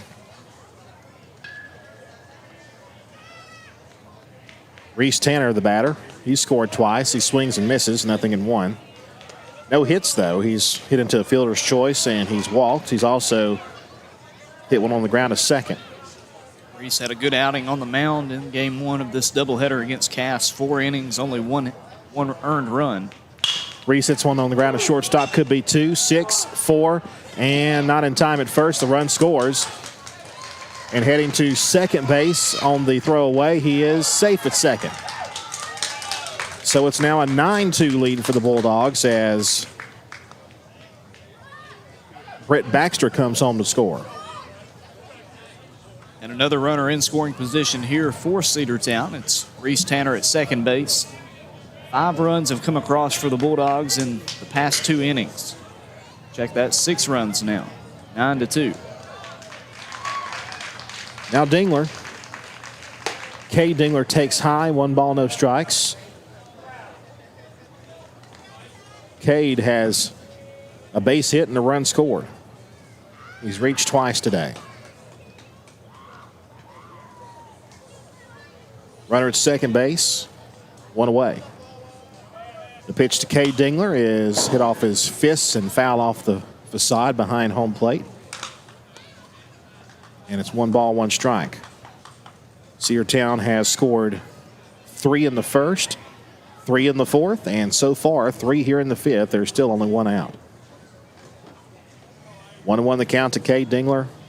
Actually, there are 2 out, beg your pardon. The pitch. Ball hits a right field, but right at him, and he'll make the squeeze. That is out number 3.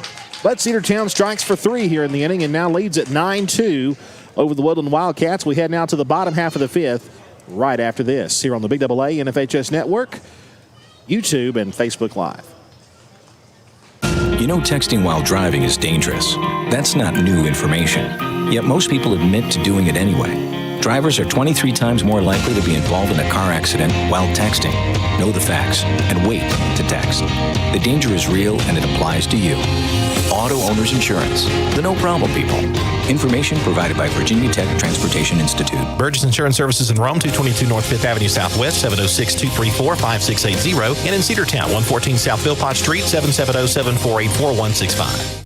Bradford's Drug Store on North Main Street in Cedartown is your locally owned and operated Good Neighbor Pharmacy. Bradford's accepts most prescription plans, and remember Bradford's for all of your gift and decor needs. Bradford's pharmacist takes time to get to know you, explain your medication, and answer any questions that you may have. Go by and see Bill Brewster and all the fine folks at Bradford's the next time you need a prescription filled. Also use their convenient drive-thru. Bradford's Drug Store, 500 North Main Street, Cedartown, 770-748-3100. And all the folks at Bradford say, go Dogs. Cedartown High School Baseball is on the Big AA.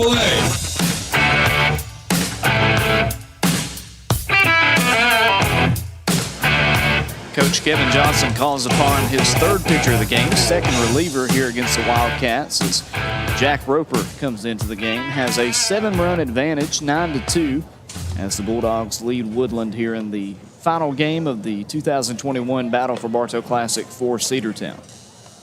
Roper continuing his warm-up tosses. You had 1 inning from Xavier Holiday, allowed 2 runs.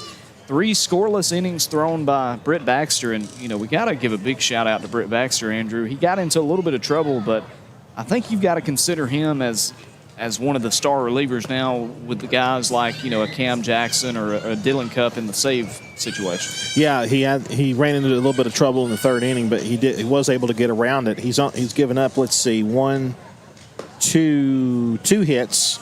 He's walked nobody and hit one batter. So that's a pretty good outing there for the young Britt Baxter. And now Jack Roper will give way. He'll give way for Jack Roper, and he'll face Aiden Ray, Trevor Montgomery, and Austin Sander here in the home half of the fifth inning. Ray is 0 for 2 with a fielder's choice and a flyout. He's also scored a run, the second run for the Wildcats. Jack Roper getting some work on the hill for the Bulldogs. The wind, the pitch. There's a good-looking pitch for a strike. 0-1 the count. And we've seen Jack Roper in a few appearances so far this year, and he struggled some with walks. We'll try to avoid that against the Wildcats. Pitch is popped up right side. Denver Nell yells ball, and he's got it. That ball hung in the air for a long time. He made the squeeze. The 0-1 pitch is popped out to second. That's out number 1. Good defense again and good communication by Cedartown. We saw early in the season a couple of mistakes from the defense of guys running into each other or not properly calling for the ball. It's good to see that now in the part of the season where really need to play well, they've got that down pat. Well, they're locking in, and that's what they need to do. Trevor Montgomery has reached twice, a hit by pitch and a double for him. The wind and the pitch from Roper. Swing and a miss on a pitch that tailed away from him. 0-1 the count. Remember, this is our last game today. We'll be back at it Tuesday up in Dalton at Southeast Whitfield High School. These Wildcats play another game later. Yes, they do. Here comes the 0-1 pitch. Swing and a miss. It's 0-2. Jack Roper starting out hot here in the bottom of the fifth inning. Wind continues to pick up. No balls, 2 strikes the count. The pitch. Popped it up. Shallow right field. It'll be the catch made in right by Cole Dingler, out number 2. So 2 quick outs for Jack Roper, and he'll face Austin Sander.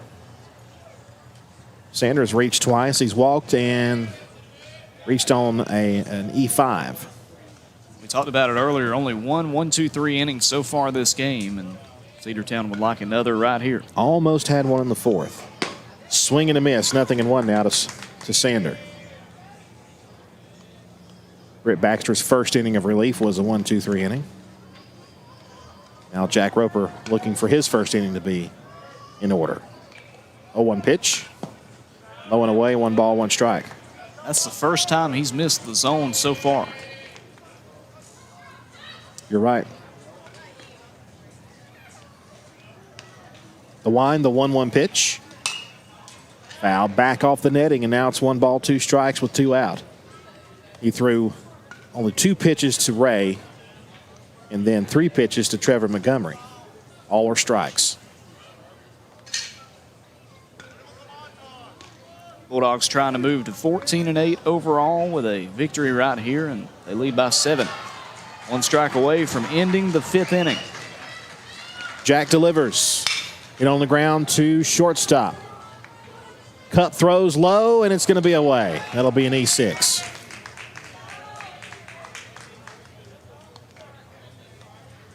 A rare error issued against Dylan Cupp. Puts the first base runner aboard here in inning number 5. He'll be relieved for a courtesy runner. Coming in is going to be number 4, Jaden Smith. Cedartown does have a commanding lead. Pinch hitter also in for the Wildcats. Going to be number 7, JT Hampton. We've seen him run a couple of times, but he'll be able to swing the bat now for the first time. So Hampton will get his first at-bat. Chase Carson will be who he's hitting for. Carson singled and walked, so Hampton with his first at-bat here. Runner on first with 2 out, reached on the E6. The stretch, the pitch. Low and in, ball one.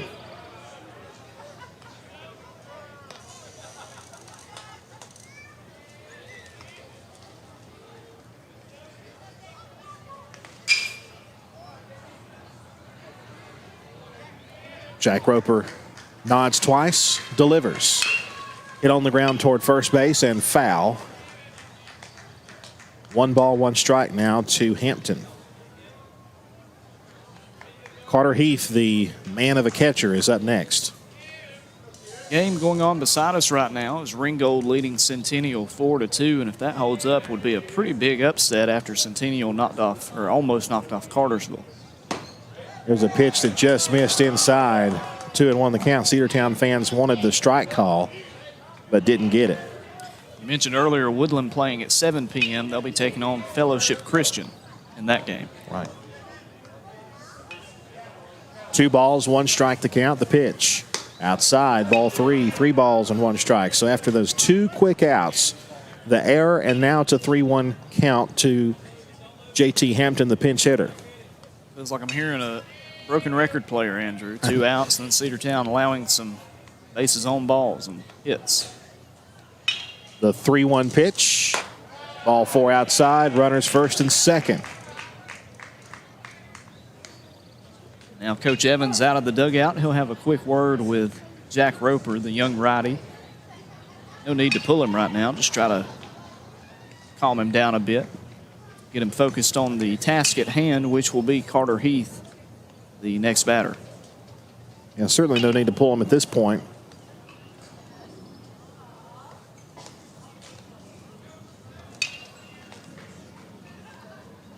Carter Heath, as we mentioned, the batter, he's hit into 2 fielder's choices.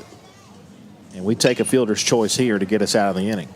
The good news is the wind has calmed down a bit now for our center field camera. If you're watching on Facebook Live, YouTube, or the NFHS network, at the start of the game, it looked like we had an untrained person holding it out there. We promise that's not the case. We had it tied up against the fence, and the wind was messing with it a lot. But we're good now, and let's see if Jack Roper can get the final out here in the 5th inning.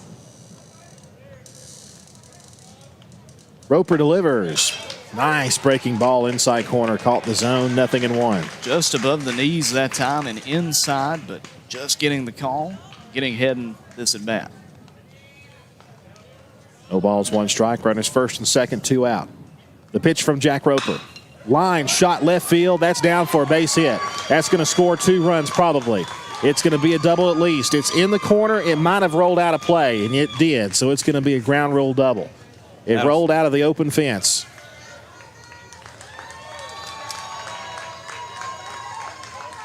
So that's fortunate again. The Bulldogs have had that happen. So it's going to be a ground rule double as Heath will be at second base. Sander scores from second, and Hampton will stop at third.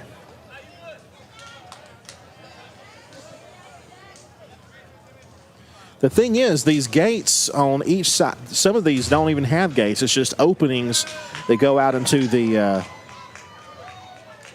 little roadway that goes behind the outfield fence. And it's for when they drive the tractors in here to brush the turf. Hunter Shirley comes in to run for the Wildcats at second base. Bulldogs 1 out away from ending the 5th inning, but Woodland could make it a game if they get another hit here.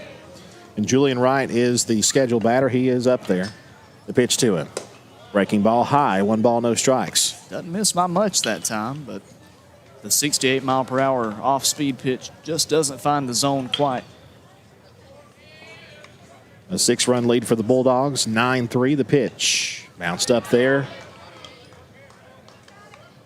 2 balls, no strikes. Jack Roper cruising until the throwing error elongated the inning, and the walk and the double. The wind, the 2-0 pitch. Strike called over the outside corner, 2-1. Cedartown allowed 1 run in the bottom of the 1st inning. 1 run here in the bottom of the 5th inning. Or 2 runs back in the 1st, sorry. Chopper hit toward shortstop slowly. The pitcher's going to field. He'll throw to first. He's safe. That'll continue the inning, and another run scores. Scoring is Hampton. The courtesy runner for the catcher, Heath, around to third. 9-4 your score now, and time called. Runners at first and third with 2 out. Woodland trying to claw back in this game. Dogs came into this inning leading by 7. Now it's a 5-run ball game. Back to the top of the order. Porter is the batter due up. And he is up there. Porter is 1 for 3 with a single. He takes outside and low. 1 ball, no strikes. Ja'Kian Porter singled back in the first inning. He since struck out and flew out to right. All this coming with 2 outs. 1-0 pitch. Strike. Throw down to second is high. And it's now 1 ball, 1 strike to Porter, as Wright is at second base. So a base hit could score 2 more.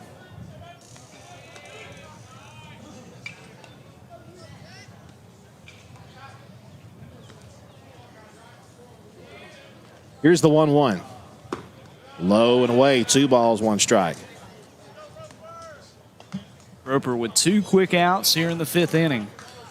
I mean, about as quick as you can be.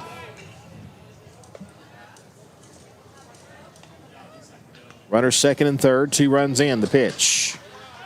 That's down low. Ball 3 now. 3 balls, 1 strike.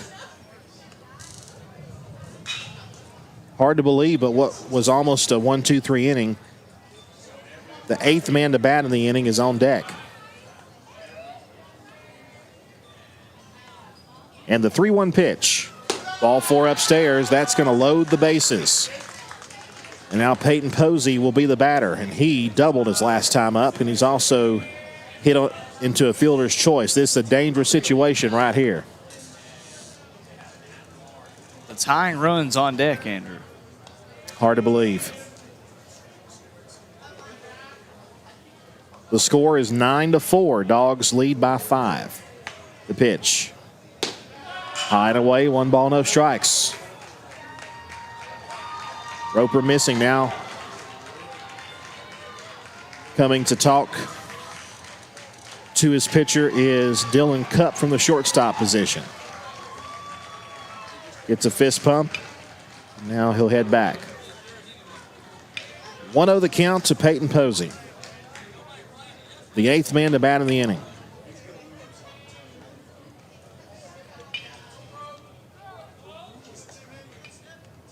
Jack Roper is ready. He'll kick and fire. There's a strike called. All-speed pitch, got the call, 1-1 the count. 68 miles per hour right down the gut. Evens up the count, 1-1 with 2 away. The 1-1 pitch. Bounced up there and a good stop by Eli. 2 balls and a strike.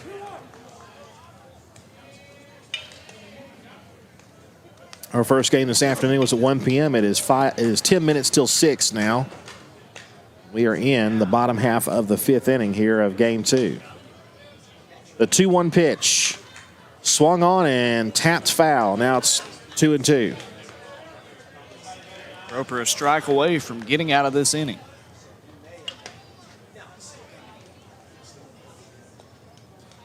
Two balls, 2 strikes, 2 outs. Roper gets a sign from Eli Barrow. The wind, the pitch is upstairs, ball 3. And now the merry-go-round will crank up as we have a 3-2 pitch here. 3 balls, 2 strikes, 2 outs, bases loaded, 2 runs already in. And the payoff pitch, runners are going. Here it is. Swung on, hit on the ground to past third base hit, 2 runs are in. A 2-run single with 2 out for Jacob Gravitt, or rather for Peyton Posey, and Gravitt is coming up. He'll be the 9th man to bat in the inning, and it's suddenly an all-new ball game. 9-6 the score. Woodland clawing back in this one, and now Coach Johnson will make the change. a 4-run fifth, and we're not done yet. Jack Roper got 2 quick outs, and since then it's been a lot of success for the Wildcats. We'll tell you all about the new pitcher when we come back. Cedartown 9 and Woodland 6. You're listening to Bulldogs Baseball on the Big Double A. Cedar Valley Golf Course has been the place to play golf in Cedartown and Polk County for nearly a century. Locally owned and operated since 1924, Cedar Valley Golf Course offers 18 holes of some of the most beautiful fairways and greens in the area. Cedar Valley Golf Course is a proud supporter of the Cedartown High School Bulldogs and the greater Cedartown and Polk County region. Call for tee time 770-748-9671, located just south of Cedartown at 1811 Buchanan Highway. Cedartown's original golf course, Cedar Valley Golf Course. Cedartown Automotive is your one-stop for all your automotive needs. Oil changes, new tires, or tire repair, brake work, tune-ups, air conditioner service, or repair, think of Cedartown Automotive. Cedartown Automotive is a longtime supporter of Cedartown High School athletics here on WGAA. Cedartown Automotive on East Avenue in Cedartown. Give them a call today at 770-749-5040 or stop by their beautiful location for fast and friendly service. And all the folks at Cedartown Automotive say, go Dogs! Daniel's Green Services and Handyman, your best choice for total home renovation or even small projects. 770-862-1240. 770-862-1240. Painting, siding, concrete, windows, pressure washing, flooring, drywall, doors, roofing, electrical, and even lawn care. They're fully insured and will do a great job. Check them out on Facebook, Daniel's Green Services and Handyman, your best choice. 770-862-1240. Cedartown High School Baseball is on the Big Double A.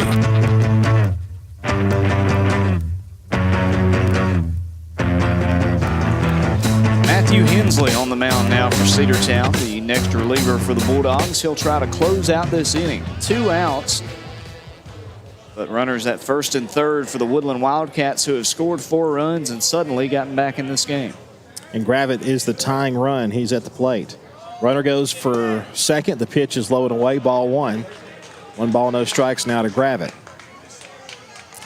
This is the first time, I think, since the very beginning of the season that we've seen Matthew Hensley.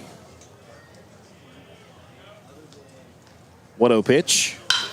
Ball hit to right field, and it's going to be down. 1 run's going to score. 2 runs. Throw scored. goes into second. He's safe. Just got in there safely. And it's a 1-run game. Oh, my goodness. Man, how the tables have turned. Porter scores, Posey scores, and Gravitt's at second base. He is the tying run. He's in scoring position. We're back over to Aiden Ray, who started the inning with a pop out to second. Outside, ball 1. 1 ball, no strikes. 6 runs have scored in this inning. It's a 9-8 lead for Cedartown.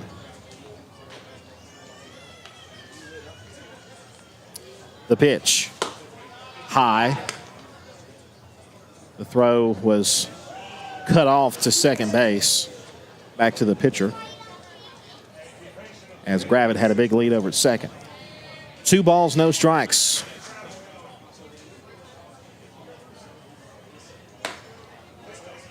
Strike call, 2-1. Swung and missed that time, coming up empty. Number 23, Aiden Ray. He's 0 for 3. A pop out, a fly out, and a fielder's choice. The pitch, swing and a miss, and now it's 2-2.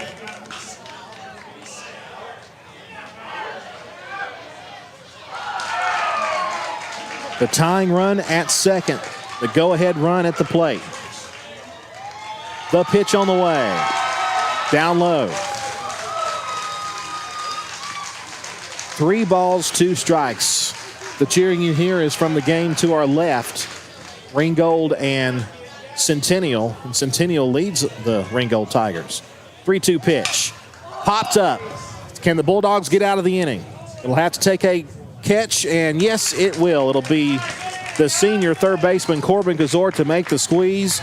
But, man, it has gotten tighter.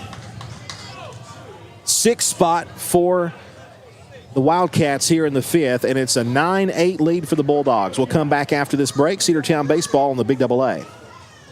Rocky and Patty Tillery, two Cedartown High School graduates, and they stayed right here in the county and went into business. They employ right at 100 people, and they've been doing that for a long time. Most of their work is from out of the county, but they want to push our youngsters here, no matter what they're doing, Little League, Pony League, high school baseball, basketball, football, and soccer, and that's Polk County Public Service. They appreciate serving you.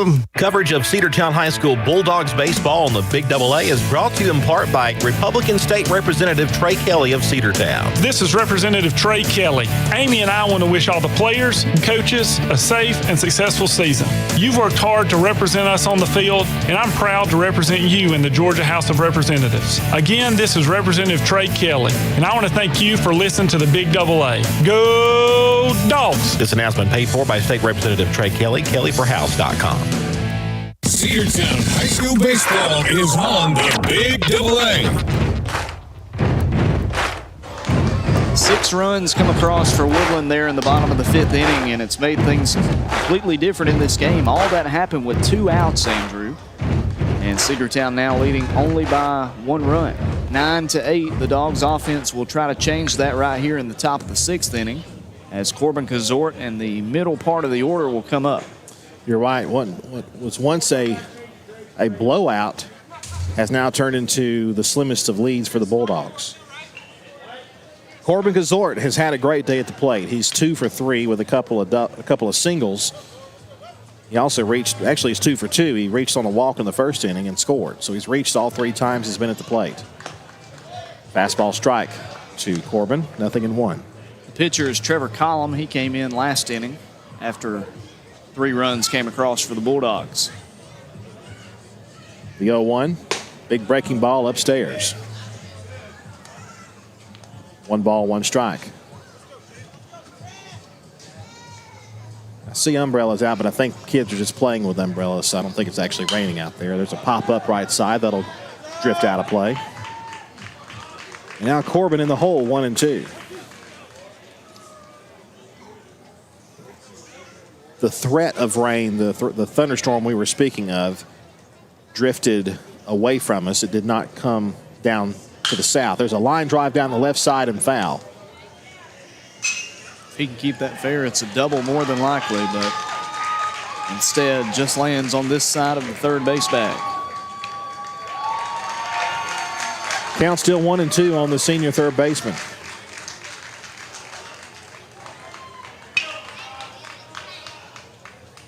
The pitch. Just tapped it foul to stay alive. Denver Nail stands on deck. After him, I believe it's Zane Barrow.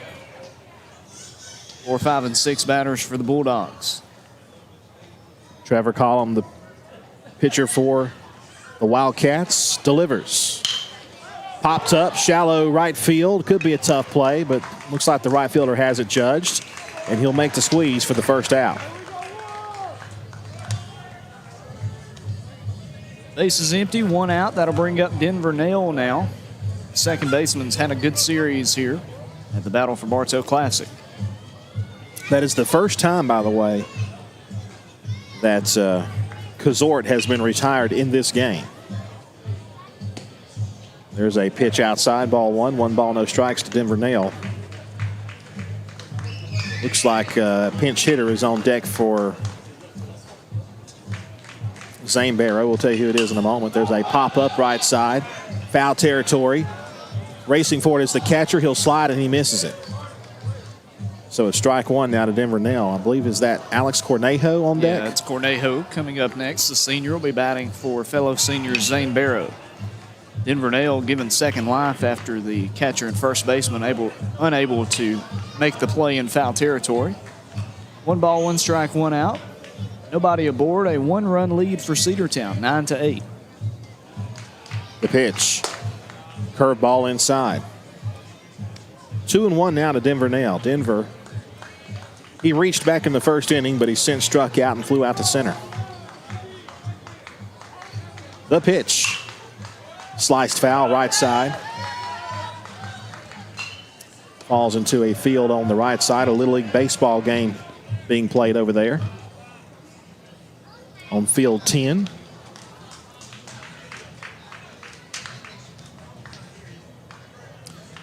Two balls, 2 strikes the count to Denver Nail. Collum gets the sign from the catcher. The pitch. Hit up the middle, and that will be through for a base hit. And Denver Nail gets a 1-out knock up the middle, and he'll be at first base.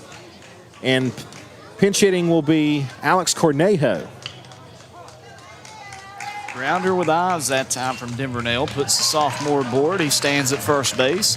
It's been a good day for him. I think that he's really shown out for his birthday here on Saturday, or here on Friday. Feels like a Saturday, It but does Friday. feel like a Saturday. It feels weird to be playing a early afternoon, late afternoon doubleheader on a Friday afternoon. And at Lake Point, feels like we're always here on the weekend, not Thursday, Friday. So Zane Barrow is going to be relieved for Alex Cornejo, at least at this at bat. They'll throw down to first, and Denver slides back in safely. Alex Cornejo will try to get a base hit or at least move the runner over. Dogs need some insurance. The pitch. Drop that one down low. 1 ball, no strikes.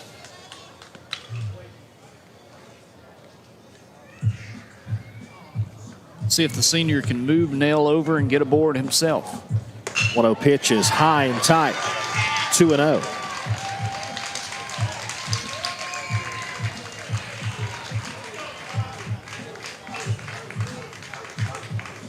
Ringgold putting it on Centennial right now. Throw goes back down to first base, and Nail slides back in safely. Ringgold leads 7-3 over Centennial, and pretty sure Centennial is like a 6 or 7A school. Ringgold has always historically had a really good baseball program. I remember we played them in the playoffs one year. Got thumped. Denver Nail slid back to first base and came up holding his arm. Not what you want to see. 2-0 pitch is down low. Ball 3. 3-0 the count now to Cornejo. Senior Alex trying to get aboard here. Nail still kind of doing the windmill motion with his left arm after he landed awkwardly on the bag. 3-0 pitch. Ball 4 upstairs, and a good at bat there by Cornejo. Draws the walk. He'll be at first base. Denver Nail at second. So after the fly out to right field, a base hit by Denver Nail and the walk by Cornejo, and that'll bring up Eli Barrow. Barrow, the sophomore catcher, trying to drive in some insurance runs here for the Bulldogs. Cornejo at first, Denver Nail at second. 1 out. Now Eli asked for time. Eli in this game, 0 for 2, but he has walked and scored. He's popped out to first base, and he's flown out to center. Time called, so Coach Kevin Johnson can have a word real quick with Denver Nail standing at second base. Nail still not 100% on his left arm after sliding back on that pickoff move. Coach Dingler, by the way, in the first base coaching box. The stretch, the pitch. Hit on the ground down to third base. He'll tag the bag at third, go to first. It is in time for the double play, and that is the inning. The old 5-3 double play does it for the Bulldogs here in the top of the 6th. The scoring threat is neutralized by the Wildcats. Bottom half of the 6th coming up. Cedartown up by the slimmest of margins, 9-8. Are you ready for steel? Equipment, that is. At Croker's Hardware in Cedartown, we've got all the steel equipment. Blowers and shredder vacs, chainsaws, augers and drills, trimmers and brush cutters. We're very proud to be a retailer for the steel product line. As an independent dealer, we can provide many services that the big box chain stores just can't match. Our friendly and knowledgeable staff is always ready to help you select the equipment that meets your specific needs. So call Croker's for a steel today. That's 770-748-4842 to learn more about steel in Cedartown. One of the pillars of a strong community is knowing your neighbors.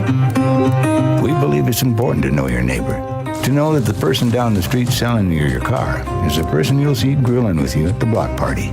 It's important to be a part of a community, and Peach State Ford is proud to be a part of historic Cedartown, Rockmart, and Rome. and even prouder to be rated one of the best in the country in customer service.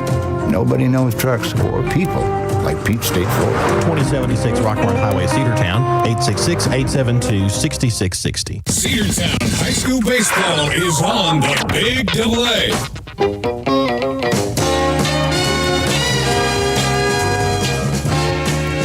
Cedartown leads 9-8 over Woodland. We head to the bottom of the 6th inning. Matthew Hensley still working for the Bulldogs as relief. Cedartown allowing 6 runs in the bottom of the 5th, and to say the least, the Bulldogs hoping for a different result as we move to the home half of the 6th inning. It'll be Trevor Montgomery, Austin Sander, and probably J.T. Hampton. They may go back to Carson. I don't know. Carson was pinch hit for in the 5th inning. They'll be due up as Montgomery is 1 for 3. Actually 1 for 2, beg your pardon. Had a double back in the 1st inning. He was hit by a pitch in the 3rd and then flew out to right field. His last time up, that was in the 5th inning. That was the quick second out. And then it all turned sour from there for the Bulldogs. So Montgomery digs in. Foul ball, or rather maybe just a ball that was being tossed around, will be rolled back toward the first base dugout. So here we go with Montgomery as Matthew Hensley continues his relief work. The pitch. Strike called right down the middle, 0-1. Good pitch by Hensley, and if you'll remember, Hensley was able to get that final out last inning, allowed a 2-run hit, but those runs not going against him. The 0-1 hits him. Tying run aboard with nobody out. Speedy runner at that, and Trevor Montgomery at first base. So Hensley hits the first batter he sees after it was an 0-1 pitch. It was a great first pitch, but then threw something off speed and hit him between the numbers. And now looks like a pinch hitter for Sander is going to be Trevor Collin. And he'll hit one up the middle and down for a base hit. First and second with nobody out. Now the go-ahead runs at first. The tying run in scoring position with nobody out. That time just good placement by Collin, who's the current pitcher now for the Woodland Wildcats. Shallow hit to center field. Reese Tanner playing medium depth, but just a liner out there that drops in. 2 runners aboard. The go-ahead run at first base now. It's a courtesy runner coming in. Jaden Smith at first and Montgomery at second. And J.T. Hampton comes up to the plate now for Woodland. Still nobody out.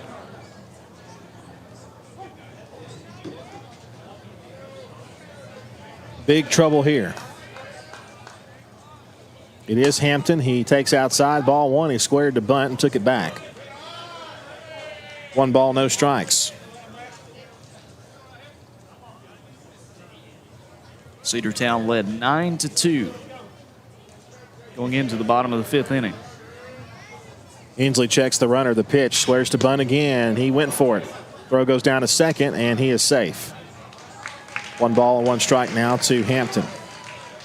You know, if you think about it, who do the Dogs have left that they haven't used today for pitching? Of course, MJ Holliday's not available.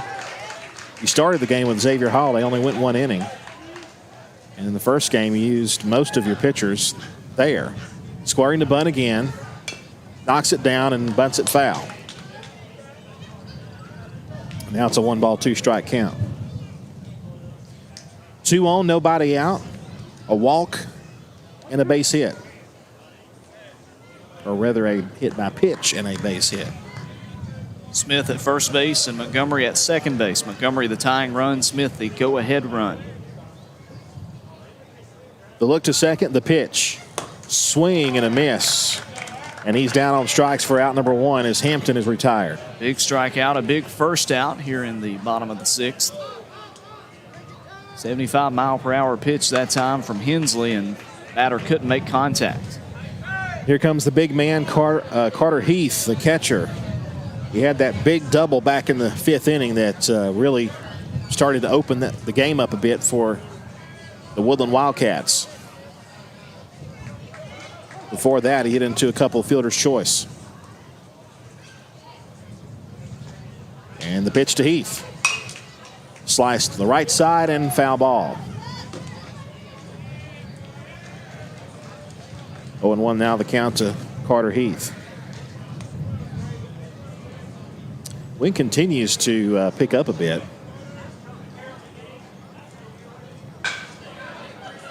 Not knocking around our center field camera as much as it was, but still blowing a little bit in.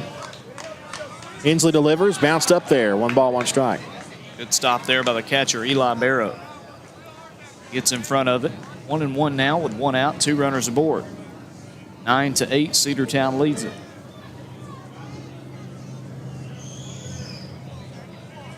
One ball, 1 strike. Matthew delivers, and he slices it again the right side. Foul ball once more. It's 1 ball, 2 strikes. That one lands into the Little League field.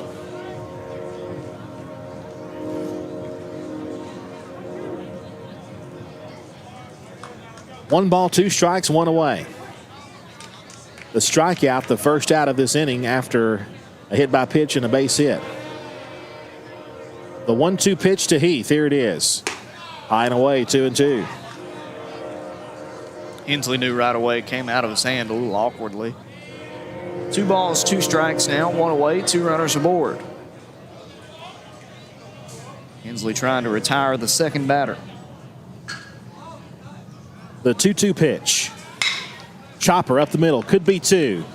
4 and 3. And the inning comes to a close.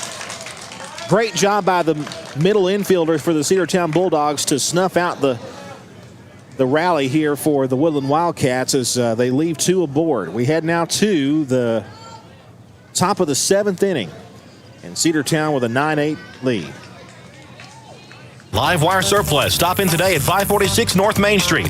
New items are arriving all the time. At Live Wire, they have unbelievable deals on lawnmowers, weed eaters, and leaf blowers. But that's not all. How about your patio? Live Wire has top-of-the-line grills, patio tables and chairs, fire pits, and so much more. All fresh off the truck, brand new, still packaged, and price to sell.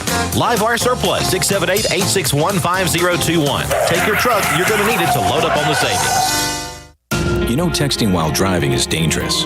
That's not new information. Yet most people admit to doing it anyway. Drivers are 23 times more likely to be involved in a car accident while texting. Know the facts and wait to text. The danger is real and it applies to you. Auto Owners Insurance. The no problem people. Information provided by Virginia Tech Transportation Institute. Burgess Insurance Services in Rome, 222 North 5th Avenue Southwest, 706-234-5680. And in Cedartown, 114 South Philpott Street, 770-748-4165. Cedartown High School Baseball is on the Big AA.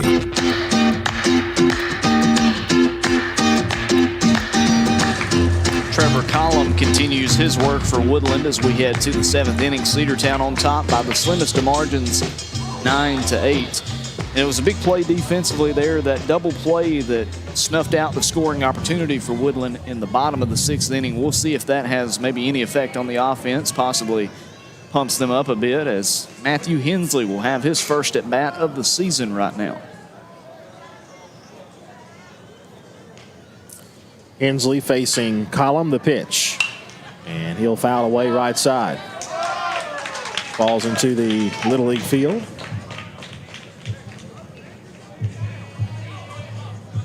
Baxter, by the way, walked his only at-bat.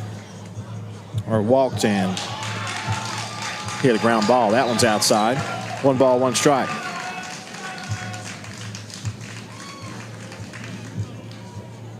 Matthew Hensley, then Cole Dingler. And there's a ground ball hit to shortstop on a couple of hops. He'll field and throw, and that's out number 1. 6-3 on the putout, retires Hensley. Now Cole Dingler's had a great day at the plate. Has he reached every time, or has he been out? Every time. He's walked once and he's singled twice. 2 for 2 officially here in this game against Woodland, and if there's been a catalyst of this offense, it's been Cole Dingler. Cole takes outside, 1 ball, no strikes. The freshman's shown some good things at the plate, and would imagine that he's going to be getting some more opportunities starting as soon as next week in region play. Upstairs, ball 2. Remember that the Bulldogs are back at it Tuesday on the road at Southeast Whitfield, 5:30 p.m. first pitch. Then they'll host the Raiders for a doubleheader on Friday. 2-0 to Cole is low and away. 3 balls, no strikes now to the Bulldogs right fielder. Cole Dingler is one we haven't seen pitch yet.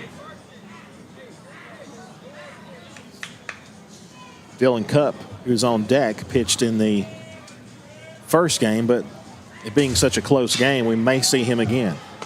There's an off-speed pitch right down the middle for a called strike to Cole. 3-1 the count. 72 on that one, as you mentioned. Collum took something off of it. Hitter's count. We'll see if Cole is swinging away. 3-1. He is. It's a bouncer down the third base line and a foul ball. And the count fills up 3-2.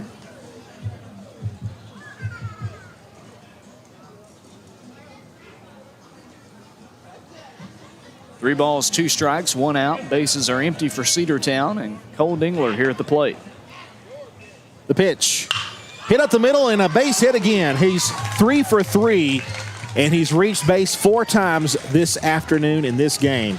Cole Dingler is hitting a great bat today for the Bulldogs. You can't stop Cole Dingler. You can only hope to contain him. Andrew, the freshman, 3 for 3 today, reached 4 times. Man, he's had a day at the plate. And he's a guy, again, that you're going to see more and more plate appearances after performances like this.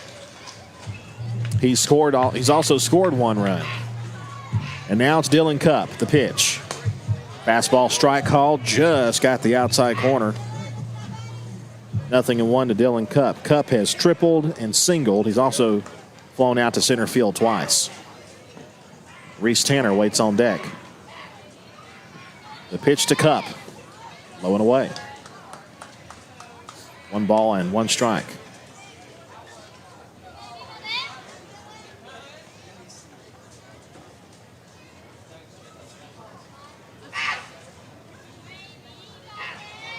Cole leads away the pitch.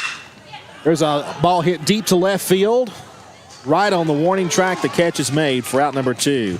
He just got underneath that one. Hit it on a line, but it just wasn't high enough to get out of here.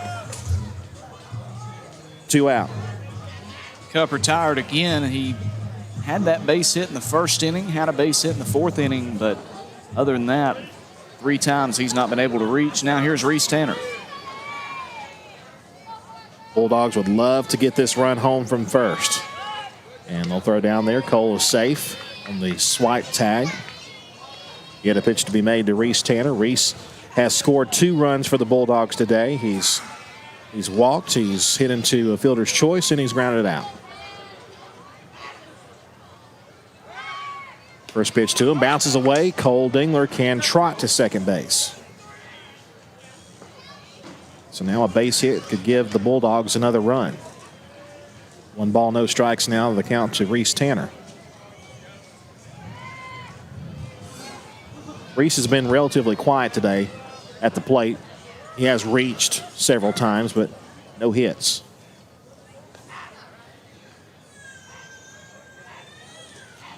Here's the 1-0 pitch to Reese Tanner. Fly ball hit to center field, but that's playable.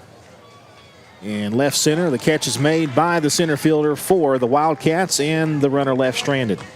9-8. We'll see who comes to the mound for the Bulldogs. In the final frame, bottom of the 7th coming up, a 9-8 lead for the Bulldogs. Bradford's Drugstore on North Main Street in Cedartown is your locally owned and operated Good Neighbor Pharmacy. Bradford's accepts most prescription plans, and remember Bradford's for all of your gift and decor needs. Bradford's pharmacist takes time to get to know you, explain your medication, and answer any questions that you may have. Go by and see Bill Brewster and all the fine folks at Bradford's the next time you need a prescription filled. Also use their convenient drive-thru.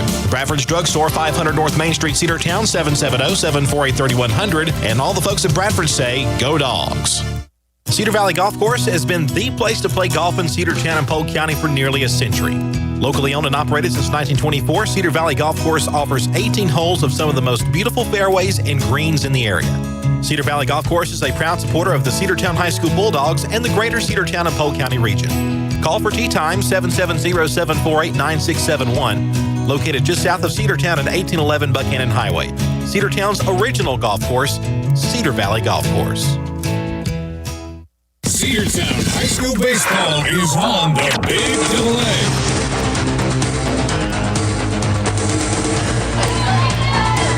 No surprise here as Dylan Cupp is in the game for Cedartown, the sophomore shortstop / right-handed pitcher for the Bulldogs. He'll try to come in and close this one out for Cedartown. The Dogs on top 9-8, 3 outs away from winning this one over the Woodland Wildcats in the 2021 Battle for Bartow Classic.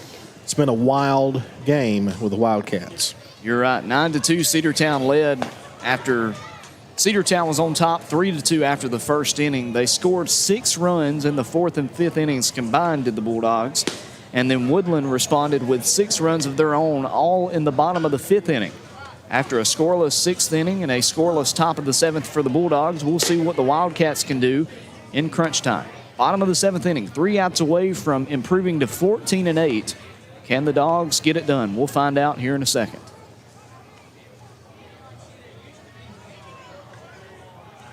The defensive substitution for Cedartown, I believe Cade Dingler slides over to shortstop, and then I think Tony Ware moves to the outfield. So that's the only real change. This is Julian Wright, and he'll hit one in the air to center field. Reese Tanner drifts over a few steps. He's there. 1 pitch, 1 out. Didn't have to cover a lot of ground that time. Wright just got up under it. 1 away now, and I believe we're back to the top of the order. Jakian Porter, the batter. He scored, reached twice, a single and a walk. He's also struck out looking. The pitch on the way to Porter is a fastball high. 85-mile-an-hour heat there from Dylan Cupp. 1-0 pitch is fouled away. 1 ball, 1 strike. That one's going to fall into the field of play over there. It's got to be tough for these Woodland batters after several innings of facing some of our more off-speed pitchers to go up against a fastball guy like Cupp.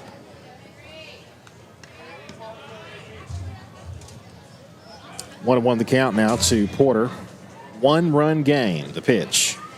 Woo. Threw an off-speed pitch, didn't get the call. 73, go from 85 to 73. That's quite a change of pace. And a big curve on that, a lot of movement, just couldn't get it down enough. 2 balls and a strike, the wind, the pitch.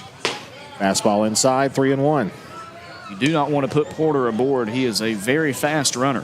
And a hitter's count, you also don't want to leave anything right down the middle here. Peyton Posey is up next. He's 2 for 4, and he's going to face him. Ball 4 will put a man aboard with 1 out, and Posey, who has scored 2 times, he's reached 3 times, and he's 2 for 4 with a single and a double. Cupp missed on those pitches, Andrew, but not by much. We'll see if he can get them a little bit closer to the plate this time around. The tying run aboard. The pitch by Cupp is high and away. 1 ball, no strikes. You know, Dylan pitched in the first game of this doubleheader to close out the 7th. And here he is again. You know, fatigue may be an issue. It's really an issue, I think, for everybody out there right now. You played 3 games in 2 days. Of course, this is the second game of 3. The first game today for Woodland, as they're back at it after this one finishes up against Fellowship Christian. Here's the 1-0 pitch. Low and away, ball 2, 2 balls and no strikes. You know, Dylan likes to work fast, but sometimes that can work against you. Here's the 2-0. He'll bunt one, pop it up right side foul. Fortunate he was able to make contact with the bunt. Otherwise, the tying run would be at second base. 2 balls and 1 strike as Porter will have to jog back to first.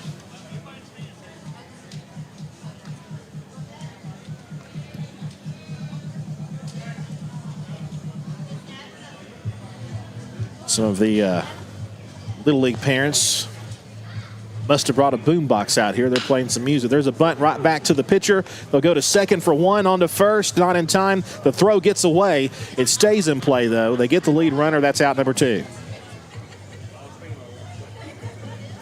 It was hit way too hard back to the pitcher, and he had plenty of time to throw over there. So Posey with another fielder's choice. And now the last hope for the Wildcats will be Gravitt, and he fouls it away right side, 0-1. Woodland down to their final out. They scored 2 runs in the first, 6 in the 5th. Can they move over the runner from first and bring him home? Cup of the 0-1. High. 1-1. Jacob Gravitt today. He's walked. He has reached on a double, and he's fallen out twice. 1 ball, 1 strike, 2 out. Tying run aboard at first. The pitch. Upstairs, ball 2. 2 balls, 1 strike. 83 on that pitch from Dylan Cupp.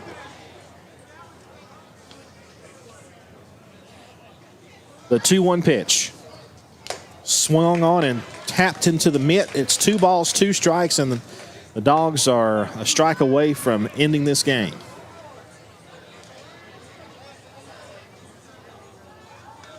The 2-2 pitch with 2 out. Swing and a miss, and Cedartown wins by 1 run, 9-8 over the Woodland Wildcats. The first strikeout of this game for the Bulldogs' Dylan Cupp, and he will get the save. 9-8 your final. We'll come back and wrap it up after this timeout. Cedartown High School baseball is here on the Big Double A. Cedartown Automotive is your one-stop for all your automotive needs. Oil changes, new tires, or tire repair, brake work, tune-ups, air conditioner service, or repair, think of Cedartown Automotive. Cedartown Automotive is a longtime supporter of Cedartown High School athletics here on WGAA. Cedartown Automotive on East Avenue in Cedartown. Give them a call today at 770-749-5040 or stop by their beautiful location for fast and friendly service. And all the folks at Cedartown Automotive say, go Dogs! Daniel's Green Services and Handyman, your best choice for total home renovation or even small projects.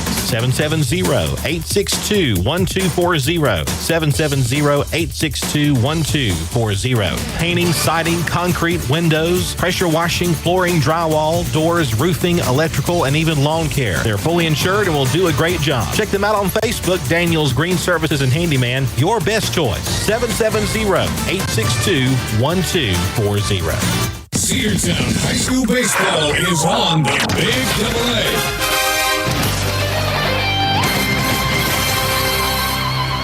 A. We're back. Your final score. Cedartown wins by the slimmest of margins. They just get by the Woodland Wildcats 9-8. They were able to they were just able to win it. And I'm telling you, that was close. The had a base runner on. The tying run was aboard in the 7th inning, but then the strikeout there as Dylan Cupp reached down there and pulled out some Nolan Ryan magic, I think you could call it, and got the swing and the miss to end the game. For the Cedartown Bulldogs, 9 runs on 11 hits, 2 errors on the game. For the Woodland Wildcats, 8 runs, 9 hits, and 3 errors.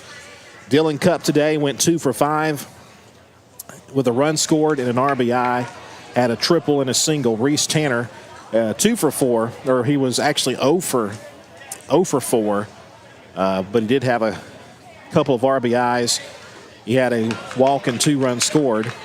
Cade Dingler today, 1 for 4 with a hit. Corbin Gazort had a good day at the plate, 2 for 3 with a couple of RBI, a walk and a run scored for him. Denver Nell on the game, 2 hits, 4 attempts, 2 RBI for him, 1 strikeout. Zane Barrow went 0 for 2.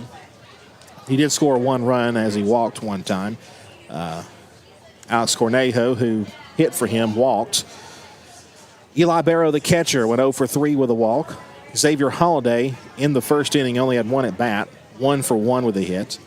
Britt Baxter went 0 for 1 with a run scored and a walk. And Matthew Hensley 0 for 1. And then Cole Dingler probably had the best day for anybody. 3 for 3 with a walk and a run scored for the Cedartown Bulldogs. The final score here in the second game today, and our final one that we'll be broadcasting, 9-8 as the Cedartown Bulldogs defeat the Woodland Wildcats. They take 2 of 3 from this tournament as the Cedartown Bulldogs are able to take care of business against the Woodland Wildcats. For Logan Maddox, I'm Andrew Carter. Remember, when the Bulldogs play, you'll hear them on the Big Double A. You'll see them on Facebook Live, YouTube, and the NFHS Network. Our next broadcast will be coming up on Tuesday from Dalton. Cedartown will be on the road taking on the Southeast Woodfield Raiders. We'll have that for you right here on the Big Double A. For Logan Maddox, I'm Andrew Carter. Have a great weekend, folks. Thanks for joining us for Cedartown High School baseball here on the home of the Dogs, the Big Double A.